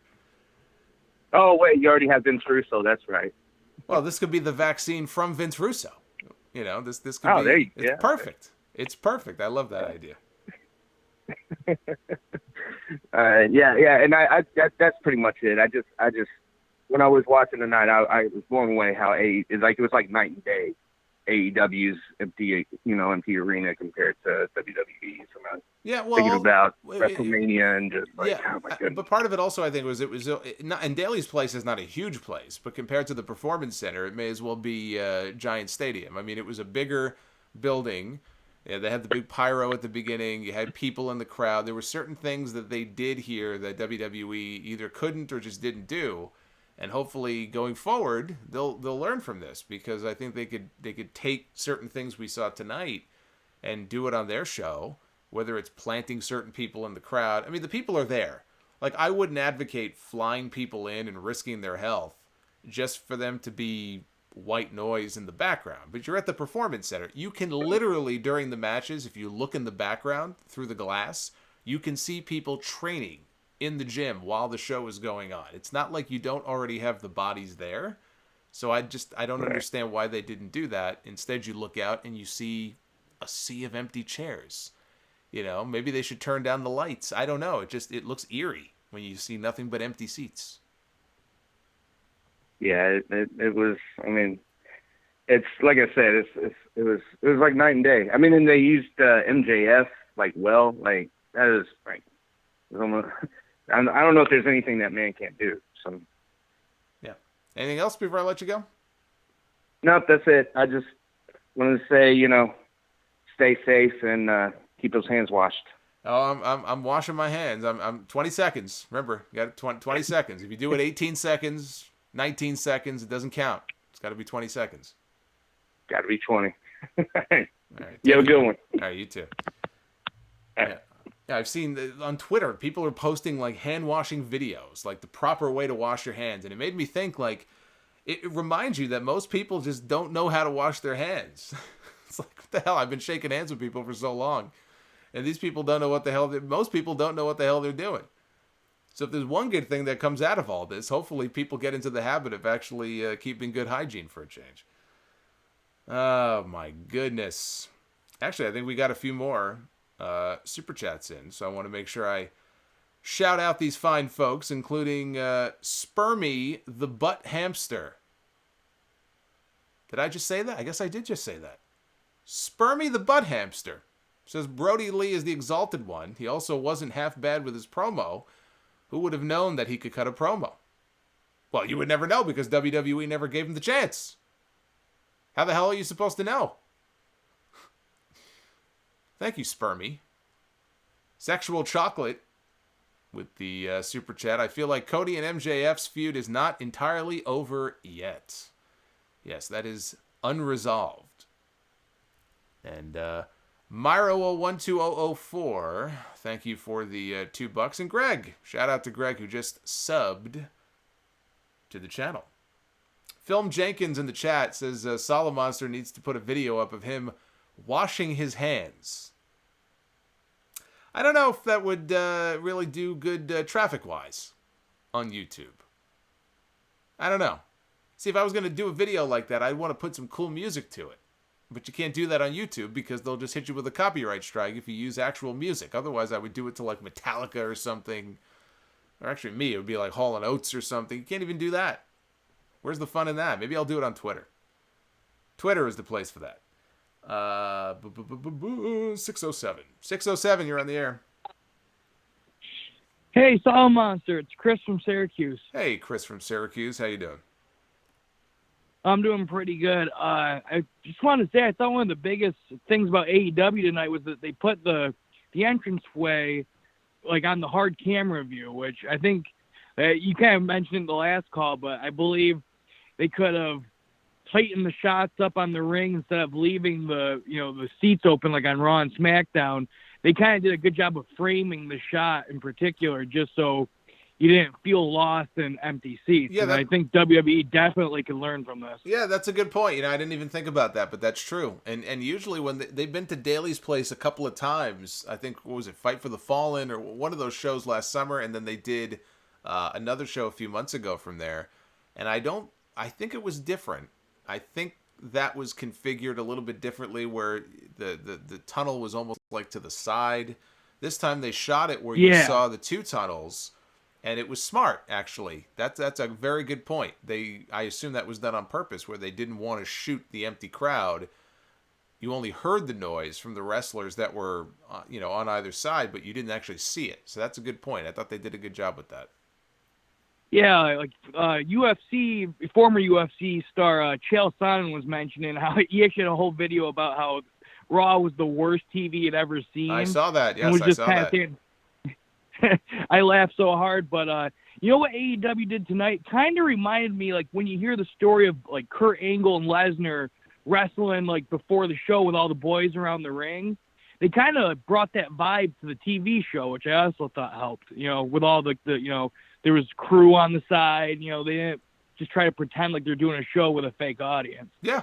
No, I thought that production-wise, I thought they did a good job, given the all the issues and everything of kind of shooting around that, and because again, it's just disconcerting to watch the show and just see rows of empty seats. Somebody said to me it felt like a dress rehearsal on Monday and even on SmackDown last Friday. Right. I guess tonight was kind of similar, but it didn't feel that way, and maybe that was because of all of the other people that were out there. But it is just a weird feeling. It almost looks like you're watching. Yeah, they get in the ring. You hear about how they get in the ring before the show goes on the air to practice and just kind of work out and hang out. To some degree, it kind of feels like that's what we were watching on TV. It's just very weird.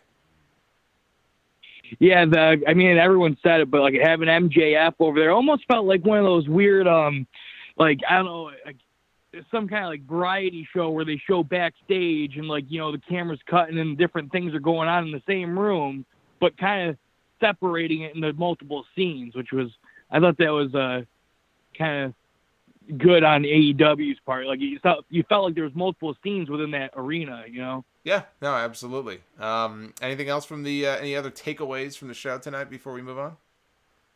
I just think if we're going to be in this, empty arena thing, AEW is definitely winning the prize on this one. Well, it's 1 week, so we'll see where they go from here. I mean, look, WrestleMania, as of now, WrestleMania is going to be in that same setting. I would think for WrestleMania what can they do for WrestleMania though? You can't have you can't even fit the giant WrestleMania sign, I don't think, in the Performance Center. You can't have any kind of really super fancy set. You can't have pyro. You can have sparklers. Maybe you can have sparklers, like Gilbert. I think Goldberg might get the Gilbert sparklers for his entrance this year. There's only so much you can do. It's such a small building. It wasn't meant to... I can't even believe we're sitting here about to have a Performance Center WrestleMania. It's just... I just can't even wrap my head around that. A Performance Center WrestleMania. Unbelievable. Juan Ocampo, thank you for the $1.99. Call the Vince Russo vaccine the Brosine, he says. The Brosine. Yeah, I don't know about that one. Let's see. Let's go out to the, I believe the West Coast. 213, you're on the air. Good evening, Solomonster. How you doing? It's my Luis. Goodness, it is Luis from the Facebook group. Luis, how you doing? Well, I'm doing good, but I'm a little bit concerned. And why is that? So, I'm concerned about Roman Reigns, especially since he has this, he just battled leukemia, and I don't know how it'll affect him if he does contract COVID-19. Yeah. Well, look, I would hope that WWE has thought about this, and Roman Reigns has thought about this. I mean, leukemia is nothing to, it's not. You got to take that seriously. So if he's going to be out and about, look, he's taking a risk, but he's not going to sit at home. I mean, he doesn't strike me as being the kind of person that's going to sit this one out, even though from what I understand, WWE told all the talent, look, if you're not comfortable working, if you're not comfortable flying around and coming to the shows, We're not going to force anybody to do it. We're not going to hold it against you. We're not going to bury you. We're not going to punish you. You can stay home. It's fine. I can't imagine that Roman Reigns, who I'm sure is going to win the championship, he's probably going to be in the main event. I can't picture him going to Vince McMahon and saying, yeah, I'm going to stay home. I don't really feel safe. I think I'm going to sit this one out. Why don't you go find somebody else to wrestle Bill Goldberg? So, what can they do? All they can do is just take the necessary precautions. From what I understand, everybody who walks into that building, they take their temperature. That's the first thing they do. They check for a fever when they walk in. If nobody has a fever, they let them in. So hopefully he'll be okay. And second, I still say that Ron DeSantis, the governor of Florida, will have WrestleMania shut down. It's possible. In some capacity, in some way, shape, or form. Because, number one, WrestleMania at this time should not be happening. I am being 100% honest. It shouldn't be happening, especially with the global situation right now. Oh, I mean, okay. Yeah, I mean, you're not the only one who feels that way. There's a lot of people who feel the same way. And we're going to see what happens, because the governor could shut it down. Anything, they could pass some kind of ordinance or something that says you can't have any kind of event or gathering of more than 5 people. I mean, things are changing every day. So WrestleMania is what? Where are we now? What is today? March 18th. So WrestleMania is about, 2.5 weeks? We have 2.5 weeks. A lot can happen in 2.5 weeks. Yeah, because here in California, no more than 10 people. That's it. 10 people or less, it's fine. Over 10 people, Especially with the virus going on. Yeah, look, the key is this. As far as I know, it's a recommendation nationwide. It's a recommendation. It's not a mandate. Now, California may be different. I hear in certain places in California, it's a mandate that you have to shelter in place. You can't leave your house. So I know in parts of California, it's a little bit different. But right now, the whole 10 people or more thing, it's a recommendation. They're not really enforcing it. They're not going to punish you if you have a gathering of more than 10 people. But could it get to the point where they say, listen, people aren't listening to us. People are going out. They see pictures of people going to the beach. They're ignoring all of the recommendations. You know what? Fuck this. We're going to make it a mandate. Yeah, it could happen. If people don't want to listen, then it could get to that point. Let's hope it doesn't. Yeah. Let's hope it doesn't get to that point. No, and speaking about the beach, I believe one of these days I was watching the news during lunch. Santa Monica was completely empty. So I see what they're trying to say. Don't gather in places where so many people can be there at the same time. But now it's a virtual haunted house. It looks like it's empty. Even if you walk on Vermont Avenue, it's empty. If you walk in downtown Los Angeles by the Staples Center, it's not as empty, but there are people walking. Where else? Long Beach, where I work. It's empty. Yeah. No, that's good. But that's good. That's good. That means people are listening. That means they're paying attention. It should be empty. There shouldn't be anybody out and about. Mm-hmm. Well, all right well, then. I gotta See, let you he go, agrees with Solomonster. me. All right, Luis, listen. I gotta let you go, buddy. You're gonna let me go. I'm gonna let you go. You've made your point. It's a great question. It was a great point. I appreciate the feedback. I'm sure I will be seeing more of you in the group. And stay safe, my friends. So there goes Luis. Luis, always very, very entertaining. Let's change things up here a little bit. Go to 408. You're on the air. Hey, Matt. Justin again. On tonight's episode of All Elite Wrestling, while the main event ended, when Jericho was cutting a promo and then something flew by, surprisingly, Matt Hardy shows up out of nowhere on the ceiling, especially. It was surprising to see him there because some time ago he already left the WWE probably because he doesn't want to put up with PG restrictions, especially with his broken gimmick. Yes. Well, I mean, that's the main reason why he left WWE in the first place. It wasn't about money. He wanted to know, hey, what are you going to do with me? And they couldn't really give him a straight answer, and he's a creative guy, and now he's going to have, hopefully, the creative freedom to do more than he was doing in WWE. So I think it'll be a good fit for him. He's friends with all those elite guys, and I think he'll have the chance to come up with some entertaining stuff. And look, not knowing what this show is going to look like going forward, they can use this as an opportunity. Because if, let's say, we get to a point where they can't go live anymore for even the empty arena shows, and we don't know how long they're going to have to do this for, they got to buy time until things get back to normal. I think having a guy like Matt Hardy is, potentially going to be a huge benefit for them, because they could do stuff with him at the Hardy compound. They could film stuff. They could probably even film a show, I would imagine, if they wanted to. I don't know what the rules are right now in North Carolina with everything going on.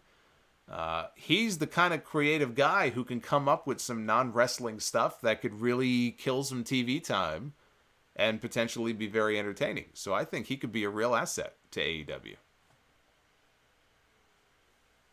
Yeah, that's true, because he did this stuff when he was in Impact Wrestling, and hoping he can do it again on All Elite Wrestling Dynamite due to the creative freedom he has. Yeah, and I was a big fan of the stuff he did, and I wasn't even really watching Impact at that point, but I watched all of the Broken stuff and the Dome of Deletion and the Final Deletion and all. I watched all that stuff, and I was entertained by it.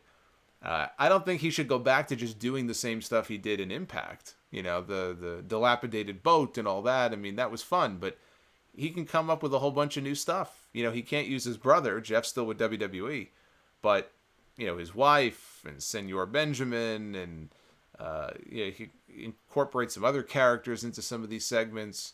I mean, there's any number of things that they could do. So I'm hoping they'll use him in that way as an asset, because I think they may get to a point very soon where they don't really have a choice. Yeah, that's true. Anything else before I let you go? Oh, and also, I forgot to mention a couple weeks ago that it was cool to see Jake Roberts, because Jake Roberts is awesome. Yes, he is. He is, and him cutting promos on TV is perfect, because that's his specialty. I don't need to see him in the ring. Do you want to see Jake Roberts wrestling in the ring? Well, not really, since he's old now. Well, but he is mentoring some wrestlers now, like Lance Hoyt. Yeah, no, I mean this will be a good role for him. I think, the mic is his specialty, and we saw Lance Archer in that vignette tonight killing dudes. Everybody dies, right? That's his whole thing. Everybody dies. Everybody dies. So we get to see Lance Archer killing people on TV every week. You can get no complaints out of me. Let's go to the man of the hour. The guy who dropped a 50 spot on me earlier in the show. Are you there, my friend? Yes, Jason. How you doing, man? It is Jared. Jared, the son of Rey Mysterio. He is on the phone with us right now. It's Mysterio, not Mysterio. Well, I like saying Mysterio, though, because it's well, funnier. I told my dad about it, and he said, Jason, you entertain my son. You can say anything you want. There you go. See, I got permission from your old man. That's all I need. That's all I need. And let me tell you something about Ray and my mother. They're in their winter home in West Palm Beach. They're snowbirds, and they refuse to leave the house. So I don't know when I'll ever see them again. Well, I don't blame them. I wouldn't leave the house if I were them either. No, I mean, they live right near Palm Beach International Airport, and and he's like, son, I don't know when we're going to see you again. he's like, good luck, and hopefully I'll see you on the other side. Yeah, and Jason, I know you're in Brooklyn. I'm on the island, and my office has still been open, but Monday I I run an Allstate in Long Island in Nassau County, and I finally caved in, and Allstate actually helped me out funding-wise, buying laptops for the 6 or 7 other team members I have under me, so we can work from home, and so that's a good thing. And I'll tell you, I live up on the North Shore, and my agency's down the South Shore, and I got to take the Southern State, Meadowbrook. It usually takes me an hour to get there, and if I leave at 10 o'clock. Now it takes me maybe 20 minutes to get down there and 20 minutes to get back home because there's no traffic. No one's outside on Long Island. Nobody's doing nothing. Costco, ShopRite is all there's nothing in there. Yeah, I went to BJ's to look for some stuff the other day, and at least what I was looking for was all gone. Yeah. So I cursed people as I walked out of BJ's because they forced me to go all the way over there for no reason, and then they didn't have what I was looking for. Yeah, but Jason, I DVR'd SmackDown Friday night because I didn't get home for it, but I did see some of the Triple H stuff. I thought it was hysterical. I thought Triple H from back in 2008 when he came back from when Vince revealed Hornswoggle as his illegitimate son, and Triple H making fun of him. I think that was like funniest Triple H. This is even funnier. Yeah. I mean, even more funny than DX Triple H, back in the day. I mean, it was funny. So, I mean, it was PG funny, not TV 14 funny. But, and Monday night, I mean, I just tuned in for Stone Cold at the end. Man, did he look awkward and out of place.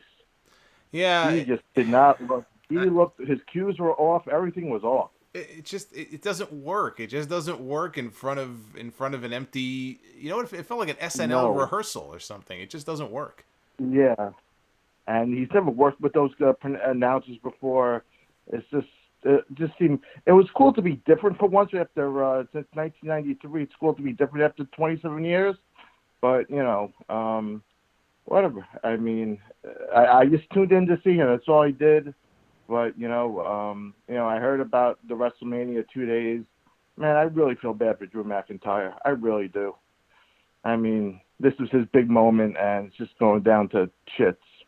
Yeah. I really feel bad for him. If they go through with this, I mean, if things don't change and they go through with this, and look, we're assuming he's going to win. Maybe he won't win. Maybe they look at this and they go, true. You know what? We got to wait to give him his big moment. Let's have Brock win. And then just like WrestleMania 34, we thought Roman was going to go over Brock. The thing is, though, it's like I don't know. It's like how long do you want to keep that? Whatever. It doesn't even matter anymore. I mean, it would have been nice for him to have. It would have been nice for him to have his big moment and get the pyro, and his family could have been there and everything. And I mean, think about this. I don't even know if the guy's family will be there. We don't know if I don't know if he's married. Is he have a wife or a girlfriend? Who even knows if his loved ones will be there? So how special is the moment really going to be for him?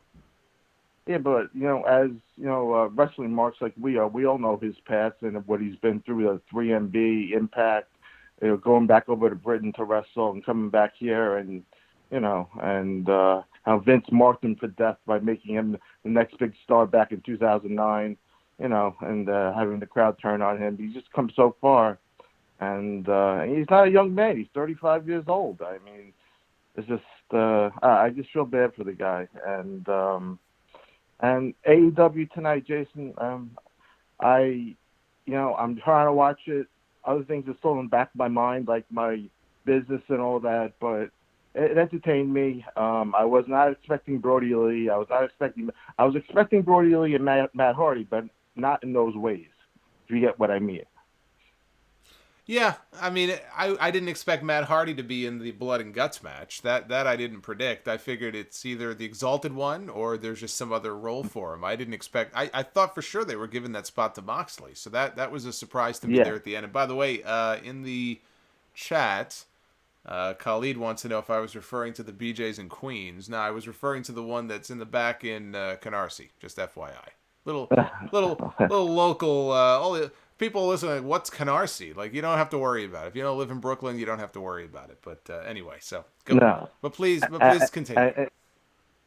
Who says Matt Hardy doesn't turn? He could. Who says Matt Hardy's not the exalted one, the top of the pyramid?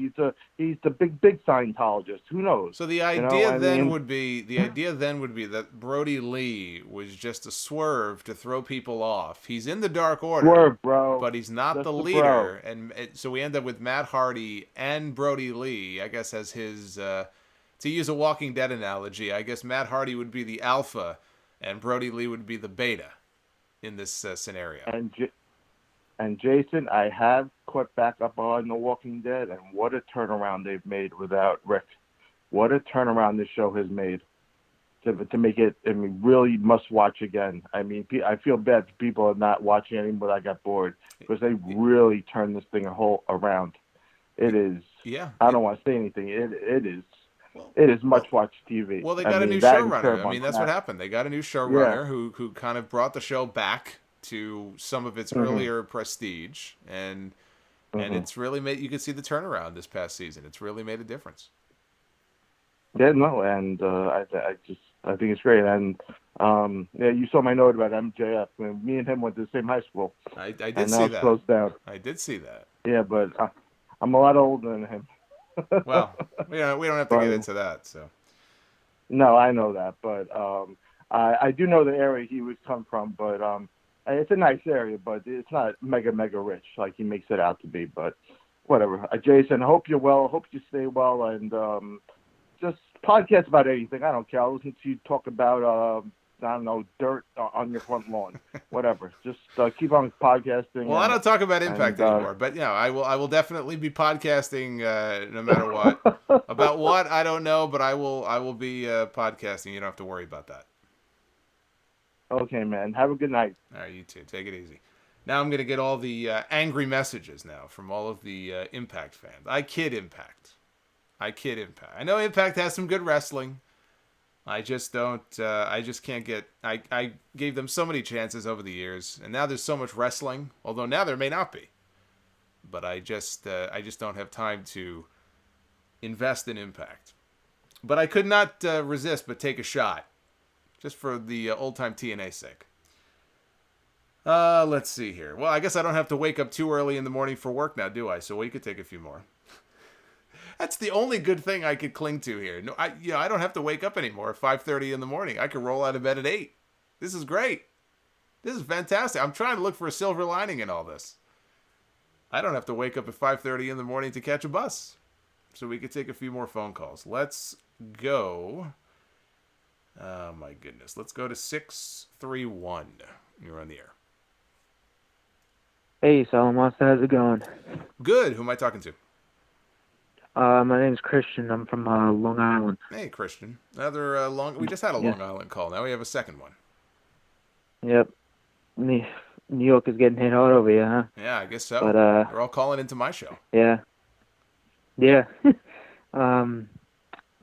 Anyway, I thought Dynamite was great tonight. And the thing that stood out to me was the small moments in the show that really showed where what AEW is doing right with these empty arena shows and where WWE is kind of going wrong. Like, first of all, I think another person mentioned it before, like how they had the camera positioned toward the stage, and so you couldn't see the crowd, and they darkened out the crowd. But the only parts lit up were the wrestlers were sitting, and I really did appreciate that because it was a great visual. But I really did it like that, and even with the wrestlers in the crowd, like MJF was phenomenal. I'm just a big MJF fan because I saw him at an indie show when he was still local talent, and to see how far this guy's come and how entertaining he is at live television, national TV, it's great to see. But that was awesome too, and of course Brodie Lee and Matt Hardy. Yeah, it felt like a big show. Obviously it would have felt bigger in front of a hot crowd, but you look at what they did tonight, the two big reveals during the Dark Order thing and then again at the end. They kind of loaded the show up in a way with some surprises tonight. So, that was nice to see. And, are they going to do Blood and Guts next Wednesday? I guess we'll have to wait and see. Yeah, and I mean, this is what I need because the WWE ones, they weren't really satisfying me because I do appreciate them still doing the shows, and what they gave us is, I mean, I know they're trying for gives the hand we're all dealt right now, but AEW, this felt like just a regular old AEW show. Even if there was a crowd, I feel like it would have been the same show. But yeah, this is it's pretty cool that everyone's still doing this, because I mean, I'm kind of down in the dumps right now because of this whole thing. I don't want to get you demonetized, so I won't say it. Maybe because too late, but I just I just turned 18. I'm in my senior year of high school, and that's supposed to be your best year or your last year with all your friends, and that's kind of coming into question now. Yeah, I know. Yeah. That's a good point, because you're going to have a lot of... Yeah, that's a great point, actually, because you have a lot of students, whether it's college or high school, and like in May, that's supposed to be their graduation. And now all of a sudden, in a lot of places, classes, I think, are pretty much terminated for the rest of the year. And you're probably going to have a lot of graduation ceremonies now that get canceled. So, yeah, it sucks. I mean, I know some people who have birthday parties and bar mitzvahs and stuff, all that kind of stuff coming up in like May and June, and I'm almost positive that's all going to have to get canceled now. So if you're one of those people, and you know that's a big event in your life, and now you're having that taken away from you, that's pretty crappy. But there's a lot. We've been having to do all of our stuff online. Like for now, at least, but we're just trying to say, because I go to a BOCES for a TV and film production, so I would have had 2 graduations. So I don't know where those stands, if I get 1 or if I do get the 2 or whatever happens. But I'm glad shows like AEW are around to like because I forget about it when I'm watching this, so that's good at least. Yeah, and that's the one thing about the wrestling stuff. You know, you can have that debate. How smart is it? Should they cancel the shows? Is it safe for these guys to be, you know, flying around and all that? But the one good thing about it is, you know, not just that it gives me content to talk about, but for a lot of people a lot of people are going to be sitting at home all depressed. You know, they're going to be bored. They're going to be depressed. They're going to be anxious. You know, you see what's going on with the stock market. People are losing money. They're losing jobs. I mean, there's a lot of bad shit going on right now. And so wrestling, at least, if it continues and it just goes on week to week, is something normal that people can sort of plug into, or when they tune into this show or other people's podcasts and YouTube shows. It's something normal. It's part of their routine. It takes their mind off things for a couple of hours. I think that's important, which is why I think it's cool that these things are still kind of moving ahead. I just, you know, hopefully it'll be able to continue, but if not, you'll at least have this podcast. This podcast is not going to be going anywhere. Absolutely. I mean, I'm thankful for YouTube, because on the bus rides from my school to BOCES and back, that's why I get most of my listening time into for the AEW reviews. Yeah, because I'm usually home for the sound off. Yeah, and look, even for podcasters, look, even for my show, I don't know how all of this is going to affect my show. On the one hand, you could say, well, it could be great because everybody's going to be home, everybody's going to be working from home. That's more listeners. On the other hand, a lot of people who listen to the shows listen to it on their commute. You know, they're going to work, they're going to school, they're coming home. And all of a sudden, if they're not commuting anymore, maybe they don't listen to podcasts. Maybe they watch Netflix. Maybe they, you know, do other stuff. I don't know. Maybe they find other stuff to do. We don't know, even on podcasts and YouTube shows, what the effect is going to be. You know, I'm looking at my numbers and stats. It's great right now. And talk to me in a month. You know, maybe it won't be so great. So nobody really knows what's going on. Nobody knows really what's going to be. But hopefully we can pull more people in and give them something to occupy their time with, because it gets really bored sitting around when you don't have a lot to do. Yeah. But anyway, I just have a quick question for you for about AEW, and we don't know if there's going to be shows, but with like Double or Nothing coming in question, well, maybe coming in question. We don't know when this shit's going to end. But with Double or Nothing, what is that, Memorial Day weekend? Memorial Day weekend, yep. Yeah.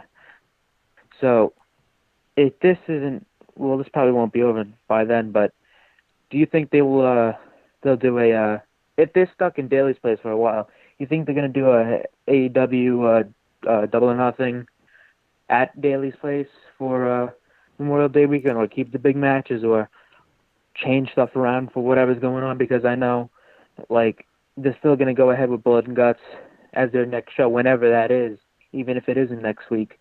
But if Double or Nothing comes into question, do you think they're going to take it out of, where are they again? Chicago? That? No, I mean, Double or Nothing's in Vegas. It's Vegas. I don't know. I don't know. That's just an honest question. I don't even think they know. I don't know.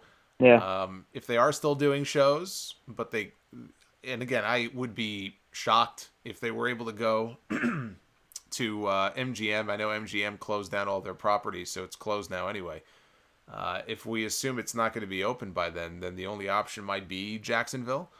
Do I think they would do it? Probably.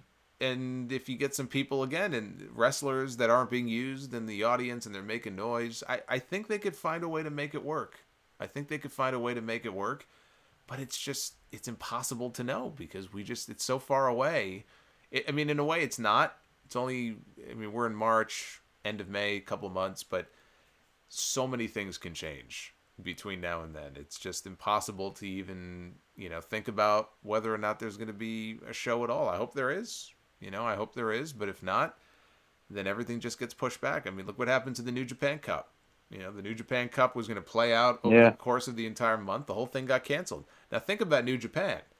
Geto and all of them in New Japan, they're good. They plan things out at least a year in advance. They have their whole schedule mapped out. They had all their big shows scheduled. And everything is just up in the air now. And you hope that if this goes for a long time, it doesn't have a negative... it's going to have a negative effect on their business, but hopefully not to the point where it really, turns out to be detrimental. But what's their schedule going to look like? When they come back, how are they going to... are they going to make up some of those events, or are those events just gone? I assume that there's just no New Japan Cup. But what if this bleeds into the G1? There's so many different questions. It's just impossible to know. Yeah, this is such a hard and troubling year for New Japan. Plus, because you got this coronavirus stuff. Up there I go. But this stuff going on with the New Japan Cup, and I guess Sakura Genesis is being affected now too. Because New Japan follows a strict schedule. That's usually the same every year. Yep. But the G1 being screwed with because of the Olympics, and I don't think even the Olympics are probably going to go on. So who knows about the G1 now? It's like, and plus you got the MSG show coming up that I'm supposed to go to. But it's just, everything's into question because the New Japan, I think they're getting hit the worst at all of this because it's like they stick to a schedule and now that's being shifted. I don't even think they know what to do. Well, look, that's a different country, and it's possible that they'll get their shit together before we do. So who knows? Even though things are still going on here, maybe in a month or two, things will pick up in Japan, and they'll be able to get back to a normal schedule. It's a different part of the world, and look at what's going on in South Korea. They seem to be getting their shit together over there. Maybe Japan can be the same way. I would hate for it to really do too much damage because New Japan's been on a roll for a while, and I know a lot of smaller promotions in Japan are going to get hit hard by this, and hopefully they can, find a way around that. Yeah. But thanks for taking my call anyway, and you were totally right. You're totally right about Walking Dead, by the way. I still watch. I'm not that invested as I was because, they did a lot after Carl died to, well, it's not like, Carl. shoo me away. It's Coral. Coral. Like the coral reef. Coral. Yeah. Coral, look at me. But Coral. Coral. Look at me, Coral. I'm not getting my 3 movies anymore. But it's like I wasn't invested after that, but now after the last episode, I won't spoil it for anyone who hasn't seen it, but that last episode, it was very faithful to.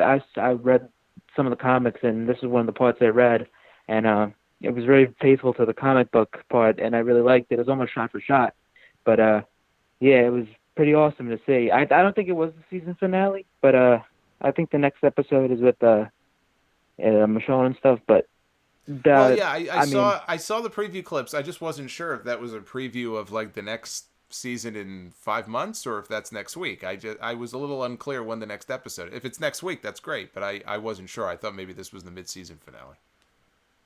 Yeah, I don't think it is, but I mean, I gotta double check. But yeah, I mean that episode and the Head on the Pikes episode was some of the best since the Negan kill episodes. But yeah, I mean, I guess they're coming back now with the new showrunner, so I guess that's exciting at least. Yeah, we'll see. And then don't forget, I don't know how many of you guys are a fan of the show, but what's today, the 18th? Next Friday on Netflix, talk about perfect timing. I'm going to be binging on this. Ozark on Netflix. If you've not heard of the show before, if you have no idea what it is, it's Jason Bateman. This is the third and I think final season of the show. It's dark, but it's a great show. One of my favorite shows.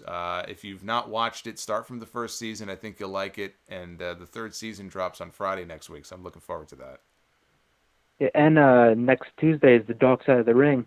That's We're right. going to do a 2-hour special on the Benoit. Right. And you know what? The Benoit family tragedy. Yes, and it's perfect timing because with everything going on, I'm going to need content for the podcast, and so that could not be coming at a better time. So next Tuesday, it's the double episode premiere on the Benoit tragedy, and then every week thereafter at 10 p.m. Eastern, there'll be a new episode. So every week, starting next week, there will be full recaps on the sound off of each episode of Dark Side of the Ring. So that's something to look forward to. That's exciting because I just started watching the last scene. I just watched the Screwjob episode yesterday. I watched the Moolah episode before Dynamite tonight. But yeah, I'm very excited for that. Yes. All right, my friend. And, anything else before I let you go, or is there anything else you want to shout out stay here? safe. Thank you. Stay inside, wash your hands, and do all the stuff that they're telling you to, so we can stop this quick. Yes. Get back to normalcy. Hopefully soon. But right. Thanks anyway. All right. Take care, my friend. You too. That was Coral. We had Coral on the phone. Coral, look at me, Coral. I can never say the name Carl properly. That was one of Rick's greatest flaws. His son's name was Carl. He just couldn't say it. It's that southern twang, which is weird for me to say because he's British. You would never know it, though. Coral. Look at me, Coral. Let's see. Who else should we... I mean, these lines are all jammed up. We got calls for days here. Got some quarantine people here on the line. Let's try... I think this is a New Jersey call. Let's go to 201. You're on the air. Hello? Hello? Hello? Hello? Hello? Hi.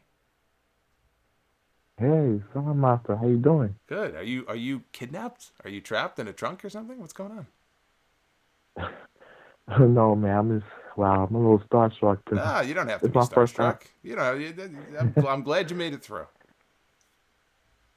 It's my first time making a call to a radio station. Oh my God. Well, it's not a radio station, but it's kind of like a radio station.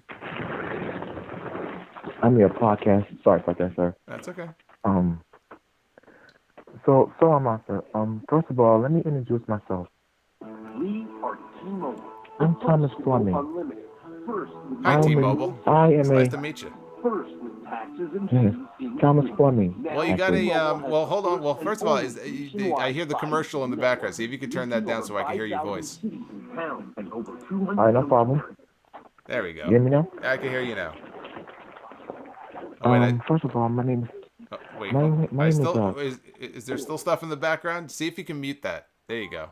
I think it's quiet now. There we go. Perfect. You hear me now? I hear you now. All right. That's okay. All right. Hey, Solomonster. I'm Thomas. I'm from Jersey City. I'm a Jersey City native. And I've been watching pro wrestling for about 13 or 14 years. That's awesome. Well, hold on. Before you continue, again, I think the TV's on in the background. See if you could either mute it or turn it off, because that way I can focus on you and not on the TV. All right. There we go. Now, here's the thing. All right. I've been watching wrestling for a long time now, and I gotta tell you guys straight from the jump. My passion for wrestling has gone, because the WWE creative can't seem to pick up their pieces. It's like Monday night and Friday night, they're like, I just get so tired and sleepy watching all these segments, and I'm like, what the hell is this? I know that So, feeling.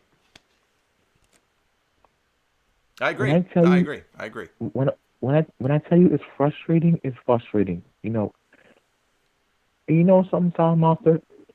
I'm watching you for weeks, and I think the best video that you made was the one in Super Showdown, the one with the Saudi money. I thought that was just incredible, how you just kicked off the video with just expressing your feelings, just to start the video, because that's how WWE feels like. It's like a joke, And second, there's a lot of fans out there that have been risking. There are a lot of fans out there who want to speak up. There are a lot of fans who are doing whatever they can on social media just to have their voice be heard, like I'm doing right now. And I'm taking this time to all the fans who are very frustrated as I am. I know how you're feeling. And especially you, Solomonster. This may be a long night, but, AEW just never disappoints. I know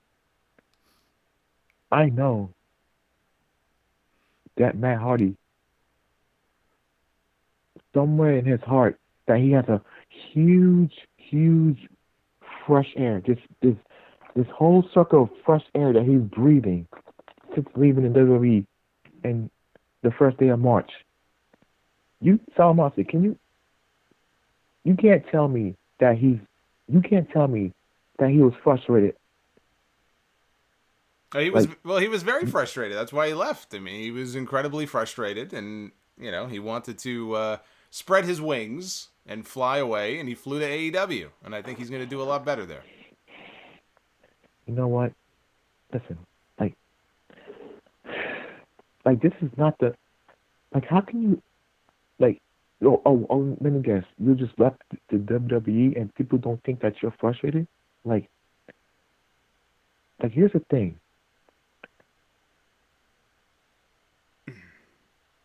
One of the worst things that you could hear on a radio show or a podcast is the dead air.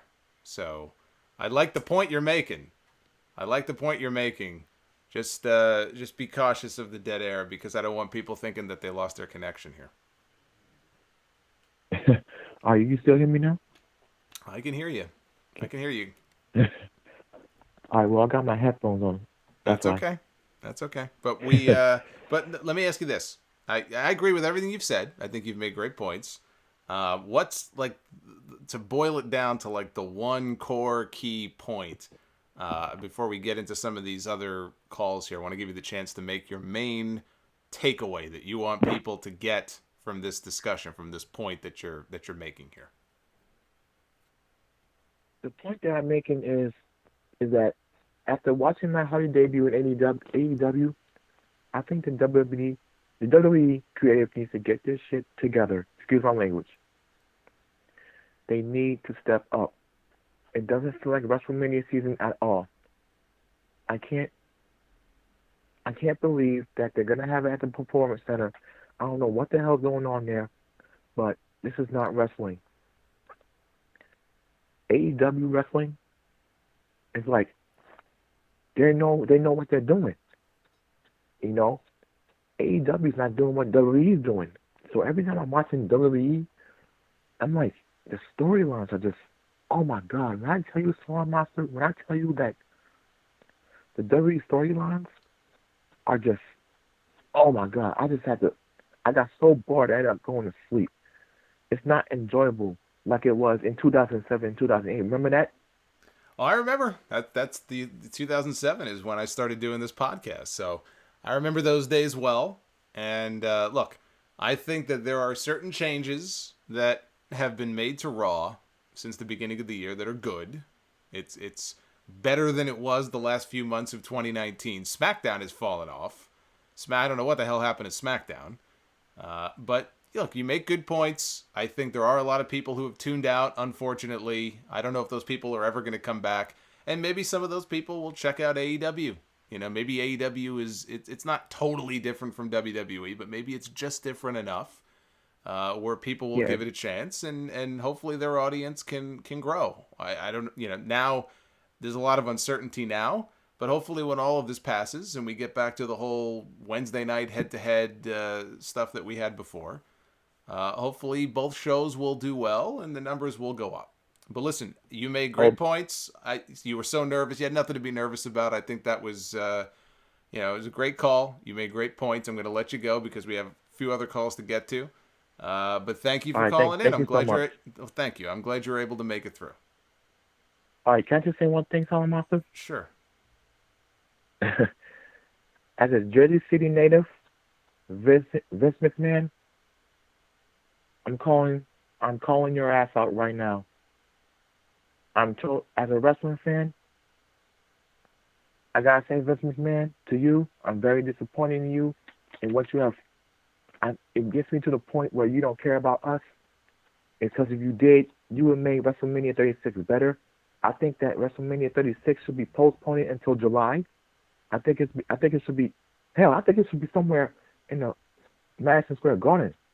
I understand this coronavirus is happening, but listen, man, I'm pretty sure that he still has the brain somewhere, but he's not using his common sense. All right. Well, there you go. The message has been sent to Vince McMahon, and I'm sure he'll be getting that message loud and clear. So let's see here. Juan, I think this is Juan. 847. Is this Juan? Yes, it is. Hey. Thank God that How you doing? that last call. Hey, listen. People get nervous. Shit happens. What are you gonna do? He's cutting a promo right there. Yeah, he was cutting a promo. He was cutting a promo. He was cutting a promo. He's cutting a promo on Vince McMahon. There's a lot of people angry at Vince McMahon cutting promos on Vince McMahon. The only question is Vince McMahon is not sitting on his laptop at 12:30 listening to this stream. If he is, hey Vince, what's going on? Oh, come on. He gives wrestlers calls at 4 a.m. He might be up. Who knows? Well, that's true. That is true. Just a quick question. Do you think with Luke Harper being in the Dark Order and everything, are you going to take this group more serious than you used to, or what's your view on it? Well, I'm going to give it a chance. I mean, I want to see Brodie Lee succeed. I think this is a big moment for him. So I will pay closer attention to it. I'm interested to see where, look, are they going to bring more people into the group? Is he going to be on TV cutting promos every week? Or is this going to be like a Butcher and Blade thing where they big debut, and then they just sort of fade into the background and they start losing matches? I don't know. I want to see where they go with this. I am interested to see what they do with these guys. All right. Yeah, and I just actually literally got a text about the CV about like an hour ago. They closed down my job because they confirmed the case at there, and I'm like, Jesus Christ. That's why I'm up giving you a call. And I just want to say thanks for, taking our minds off all this stuff. And at least, like you don't have to, be up in the morning like I do, because otherwise I would have had to go in at 5:30 in the morning like you would have. Well, hopefully you don't have to be up at 5:30 tomorrow though. No. Thankfully, no. They told us a case was confirmed in our building. They're gonna deep clean it and decontaminate it and all that other stuff. So, I won't be working for God knows how long until now. Well, hopefully you'll get paid at least in the meantime. I hope. That's up in the air. Well, supposedly you may But have luckily I found, supposedly you may have delivery a check coming your way in the next. I think we all may have a checks coming our way in the next few weeks. I'll believe it when I see it, but I guess we'll wait and see. What are you telling? And at least you don't have to see, your Mets, suffer hopefully until, God knows when. And that's another positive about this virus, I guess. Yeah, the Mets won't have a losing record for a while, so that's good. All right. Well, I thank you for taking my call, and I can't wait for that first episode of the Dark Side of the Ring review that you're gonna post up pretty soon. Yeah, no, that's all. I'm looking forward to it. Again, until the caller reminded me, I had almost forgotten that the show was coming back next week, and the timing just could not be any better. Because if I need any extra content, that's perfect. So should be a good one. Well, although the subject matter for that first episode is going to be depressing as shit, but should be a good show. They do a good job with these things. Let's do one more. Let's go to 641. You're on the air. Oh, wow. Hi, Solomonster. Hey. My name is Jesse. I'm from Newton, Iowa, a little small town in Iowa. Hey, Jesse. I really appreciate you taking my call as the last call. I have been listening to you since 2013, and I've always been so nervous just to call you, honestly. I'm kind of a nervous person. There's no reason to be nervous. I finally got the courage to call you tonight because I wanted to tell you my thoughts on Dynamite, and I wanted to tell you what I think. I wanted to explain to you how WWE could do WrestleMania, the two-night WrestleMania, if it happens. Okay. So my thoughts on Dynamite, I thought that it was a very good show tonight.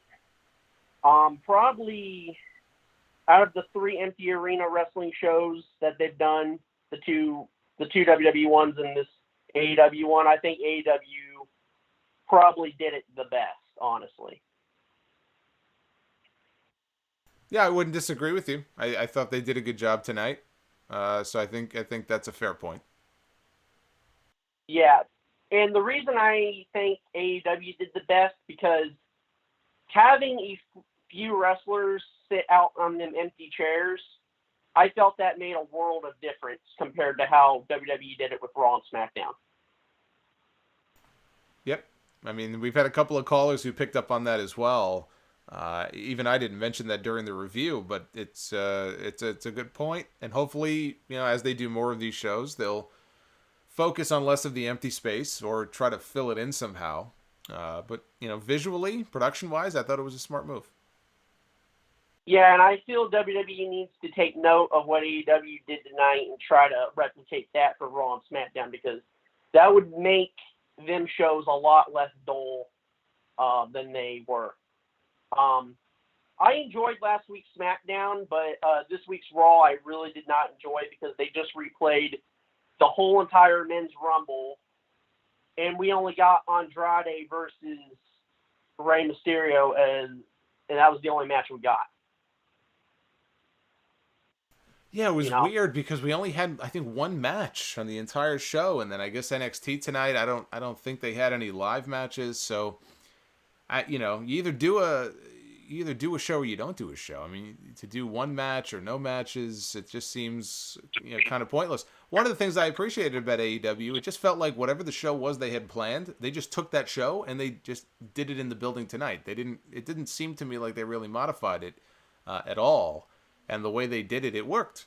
It worked. I think most people, I'll flash the poll again here in a second before I wrap up, but 90% positive score is higher than what Dynamite gets on most weeks. So.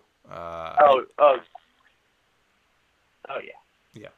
I haven't voted in the poll yet, but I'm going to after your live stream. Yeah, as I encourage everybody to do. If you have not voted yet, at Solomonster on Twitter, you can vote thumbs up or thumbs down. But more thoughts on Dynamite, and then I'll talk about WrestleMania, and then I'll let you go for the night. Okay. Mm-hmm. So my thoughts about the Brodie Lee reveal, I thought that was amazing. I honestly thought it was going to be Matt Hardy, and then when it showed the formerly known as Luke Harper, Brodie Lee, I was like, wow, that's awesome. Yeah, it was a good reveal, and his gear. Look, at least he's out of the jeans and the wife beater, so that's good. He had actual wrestling gear on. He looked a little bit different. Still has the beard, the same hair. Doesn't look radically different. But the key is going forward. How much mic time do they give him? And is the Dark Order going to be positioned as a serious threat, or are they going to be a joke? Kind of like what Butcher and Blade have turned into. That I think is going to tell the tale of the Dark Order going forward. And do they add any other members to the group? Oh yeah, for sure. And I thought the way that they saved the Matt Hardy reveal at the end of the show, I thought that was absolutely brilliant, because I thought, as most others people thought, it was going to be either Brodie Lee or Matt Hardy. We weren't going to get both. That's what I thought. That's what I was telling all my friends. I'm like, it's either going to be Matt or it's going to be Brodie. It's not going to be both. But they gave us both men tonight. They debuted both men tonight, and I thought that was absolutely brilliant. So you mentioned that you had some WrestleMania ideas to run by me. What are those ideas? Oh yeah. Sorry about that. But yeah, to wrap up the call, how do you think WWE should book the 2-night WrestleMania? Do you think option 1, they do one night is SmackDown, the second night is Raw? Or do you say option 2, it's hold on a second. Option 2 would be it's both brands on both nights, but you end each of the night with one of the world title matches.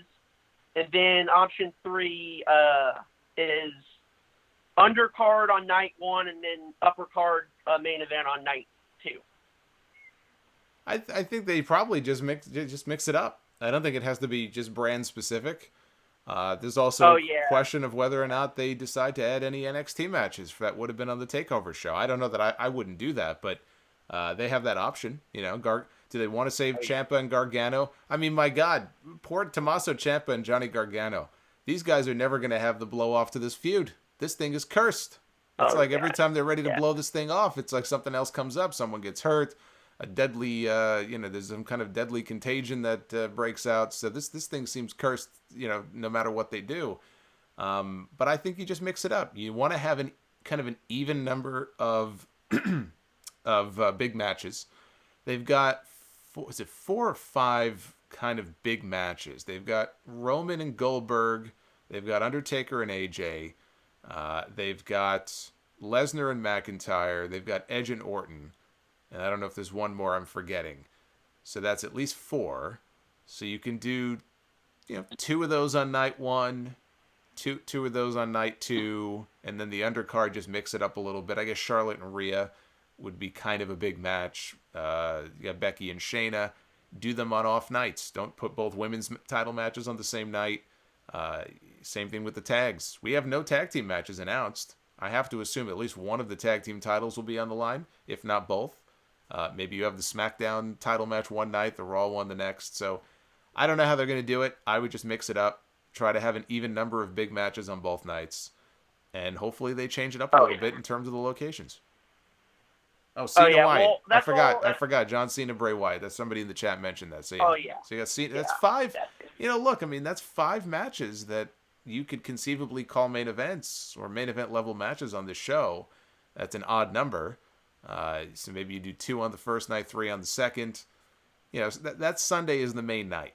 That April 5th date, that is WrestleMania. So maybe I would save the majority of the big matches for that show. And save 2 big ones for the first night, but you gotta try to even it out. You gotta break them up a little bit. Oh yeah. Well, that's all I had to say, Solomonster. You have a great night. You stay healthy. Stay away from that virus. And I want to thank you again for taking my call. Well, thank you for calling in. I appreciate all of the feedback and all the people who have called in tonight. We've had some good callers. We've had some interesting callers here tonight, some nervous callers, which is understandable, but some good stuff. And I said that I would flash my poll. Somebody said in the chat, if you flash your poll, you'll get demonetized. Not that poll, but the AEW poll. And there it is. We're already approaching 3,000 votes. 90.4% thumbs up, 9.6% thumbs down. That is an overwhelmingly positive response for Dynamite. I didn't put an NXT poll up for those asking because, from what I understand, there really wasn't much of a first-run NXT show tonight. So what was the point of putting a poll up? Hopefully things will get back to normal soon. Again, 644, Sound Off 644, is going to drop on Sunday. I'll have a review of all of the week shows, as well as the Bret Hart interview with Stone Cold Steve Austin on the WWE Network. Boy, did Bret go in on Goldberg. Holy shit. It's such a weird thing, too, because I've heard Bret over the years say that he forgives Bill. In fact, there was an event at Citi Field, the home of the New York Mets, a number of years ago, where both of them were doing a signing, and they were kind of not hugging each other, but they were all buddy-buddy. But then Bret will do interviews, and he gets asked about Goldberg, and he just shits all over him. And Bret was in full shitting on Goldberg mode here on this show. So I'll get into all that this Sunday on the podcast, and as always, some of those clips will make their way here onto the YouTube channel next week. And hopefully there'll be a Dynamite show, hopefully Blood and Guts next Wednesday. And if there is, I'll be live on YouTube, same time, next Wednesday night. I'll be here. And anybody who, with everything going on, you want to drop an email just to say hello, if you have a question, or even just a vent, because, there's a lot of anxious people out there right now. Feel free to email me. You can tweet me at Solomonster. I do my best to try to answer as many people as I can. You'll always have somebody to talk to when it comes to yours truly. So don't hesitate to do that. Shout out to Mundane Wrestling for the super chat. Feels like 5 years ago that he sent that chat in, but says Lysol and toilet papers, the best weapons of choice. Well, that's the best weapons of choice, I think, in everyday life, period. Mundane Wrestling with a $2 super chat. Omni Entertainment, thank you. And last but not least, Turtlehead 2 with the $3.99 said the last caller and Luis made his night. Well, look, I'm happy that even the people who don't necessarily like every phone call at least find some entertainment in them. I aim to entertain. If you're entertained, that's all that matters to me. All right, I'm going to get out of here. We are approaching 1 o'clock in the morning. This has been fun. It's been long, man. 2.5 hours. I will be getting the audio of this. As always, I try to push this out to the feed the next day. So just give me some time on that. For those of you who want to listen to the audio of this, I will get that out to the feed. And if you've tuned into the stream tonnite, tune into the audio too, even if just for a little bit. Because every little bit helps when it comes to the advertisers, when it comes to the all of the stats, statistics for the podcast. Every little bit helps when you guys tune in and download and stream from the feed and all of that stuff. So I appreciate everybody who contributed tonight. I appreciate all of your support. I will see you again this Sunday for episode 644. Until then, be well. I say it every week. Be well. Stay safe. And there'll be more Sound Off coming your way. Sound Off's not going anywhere. Don't you worry. Have a good week. I'll see you guys.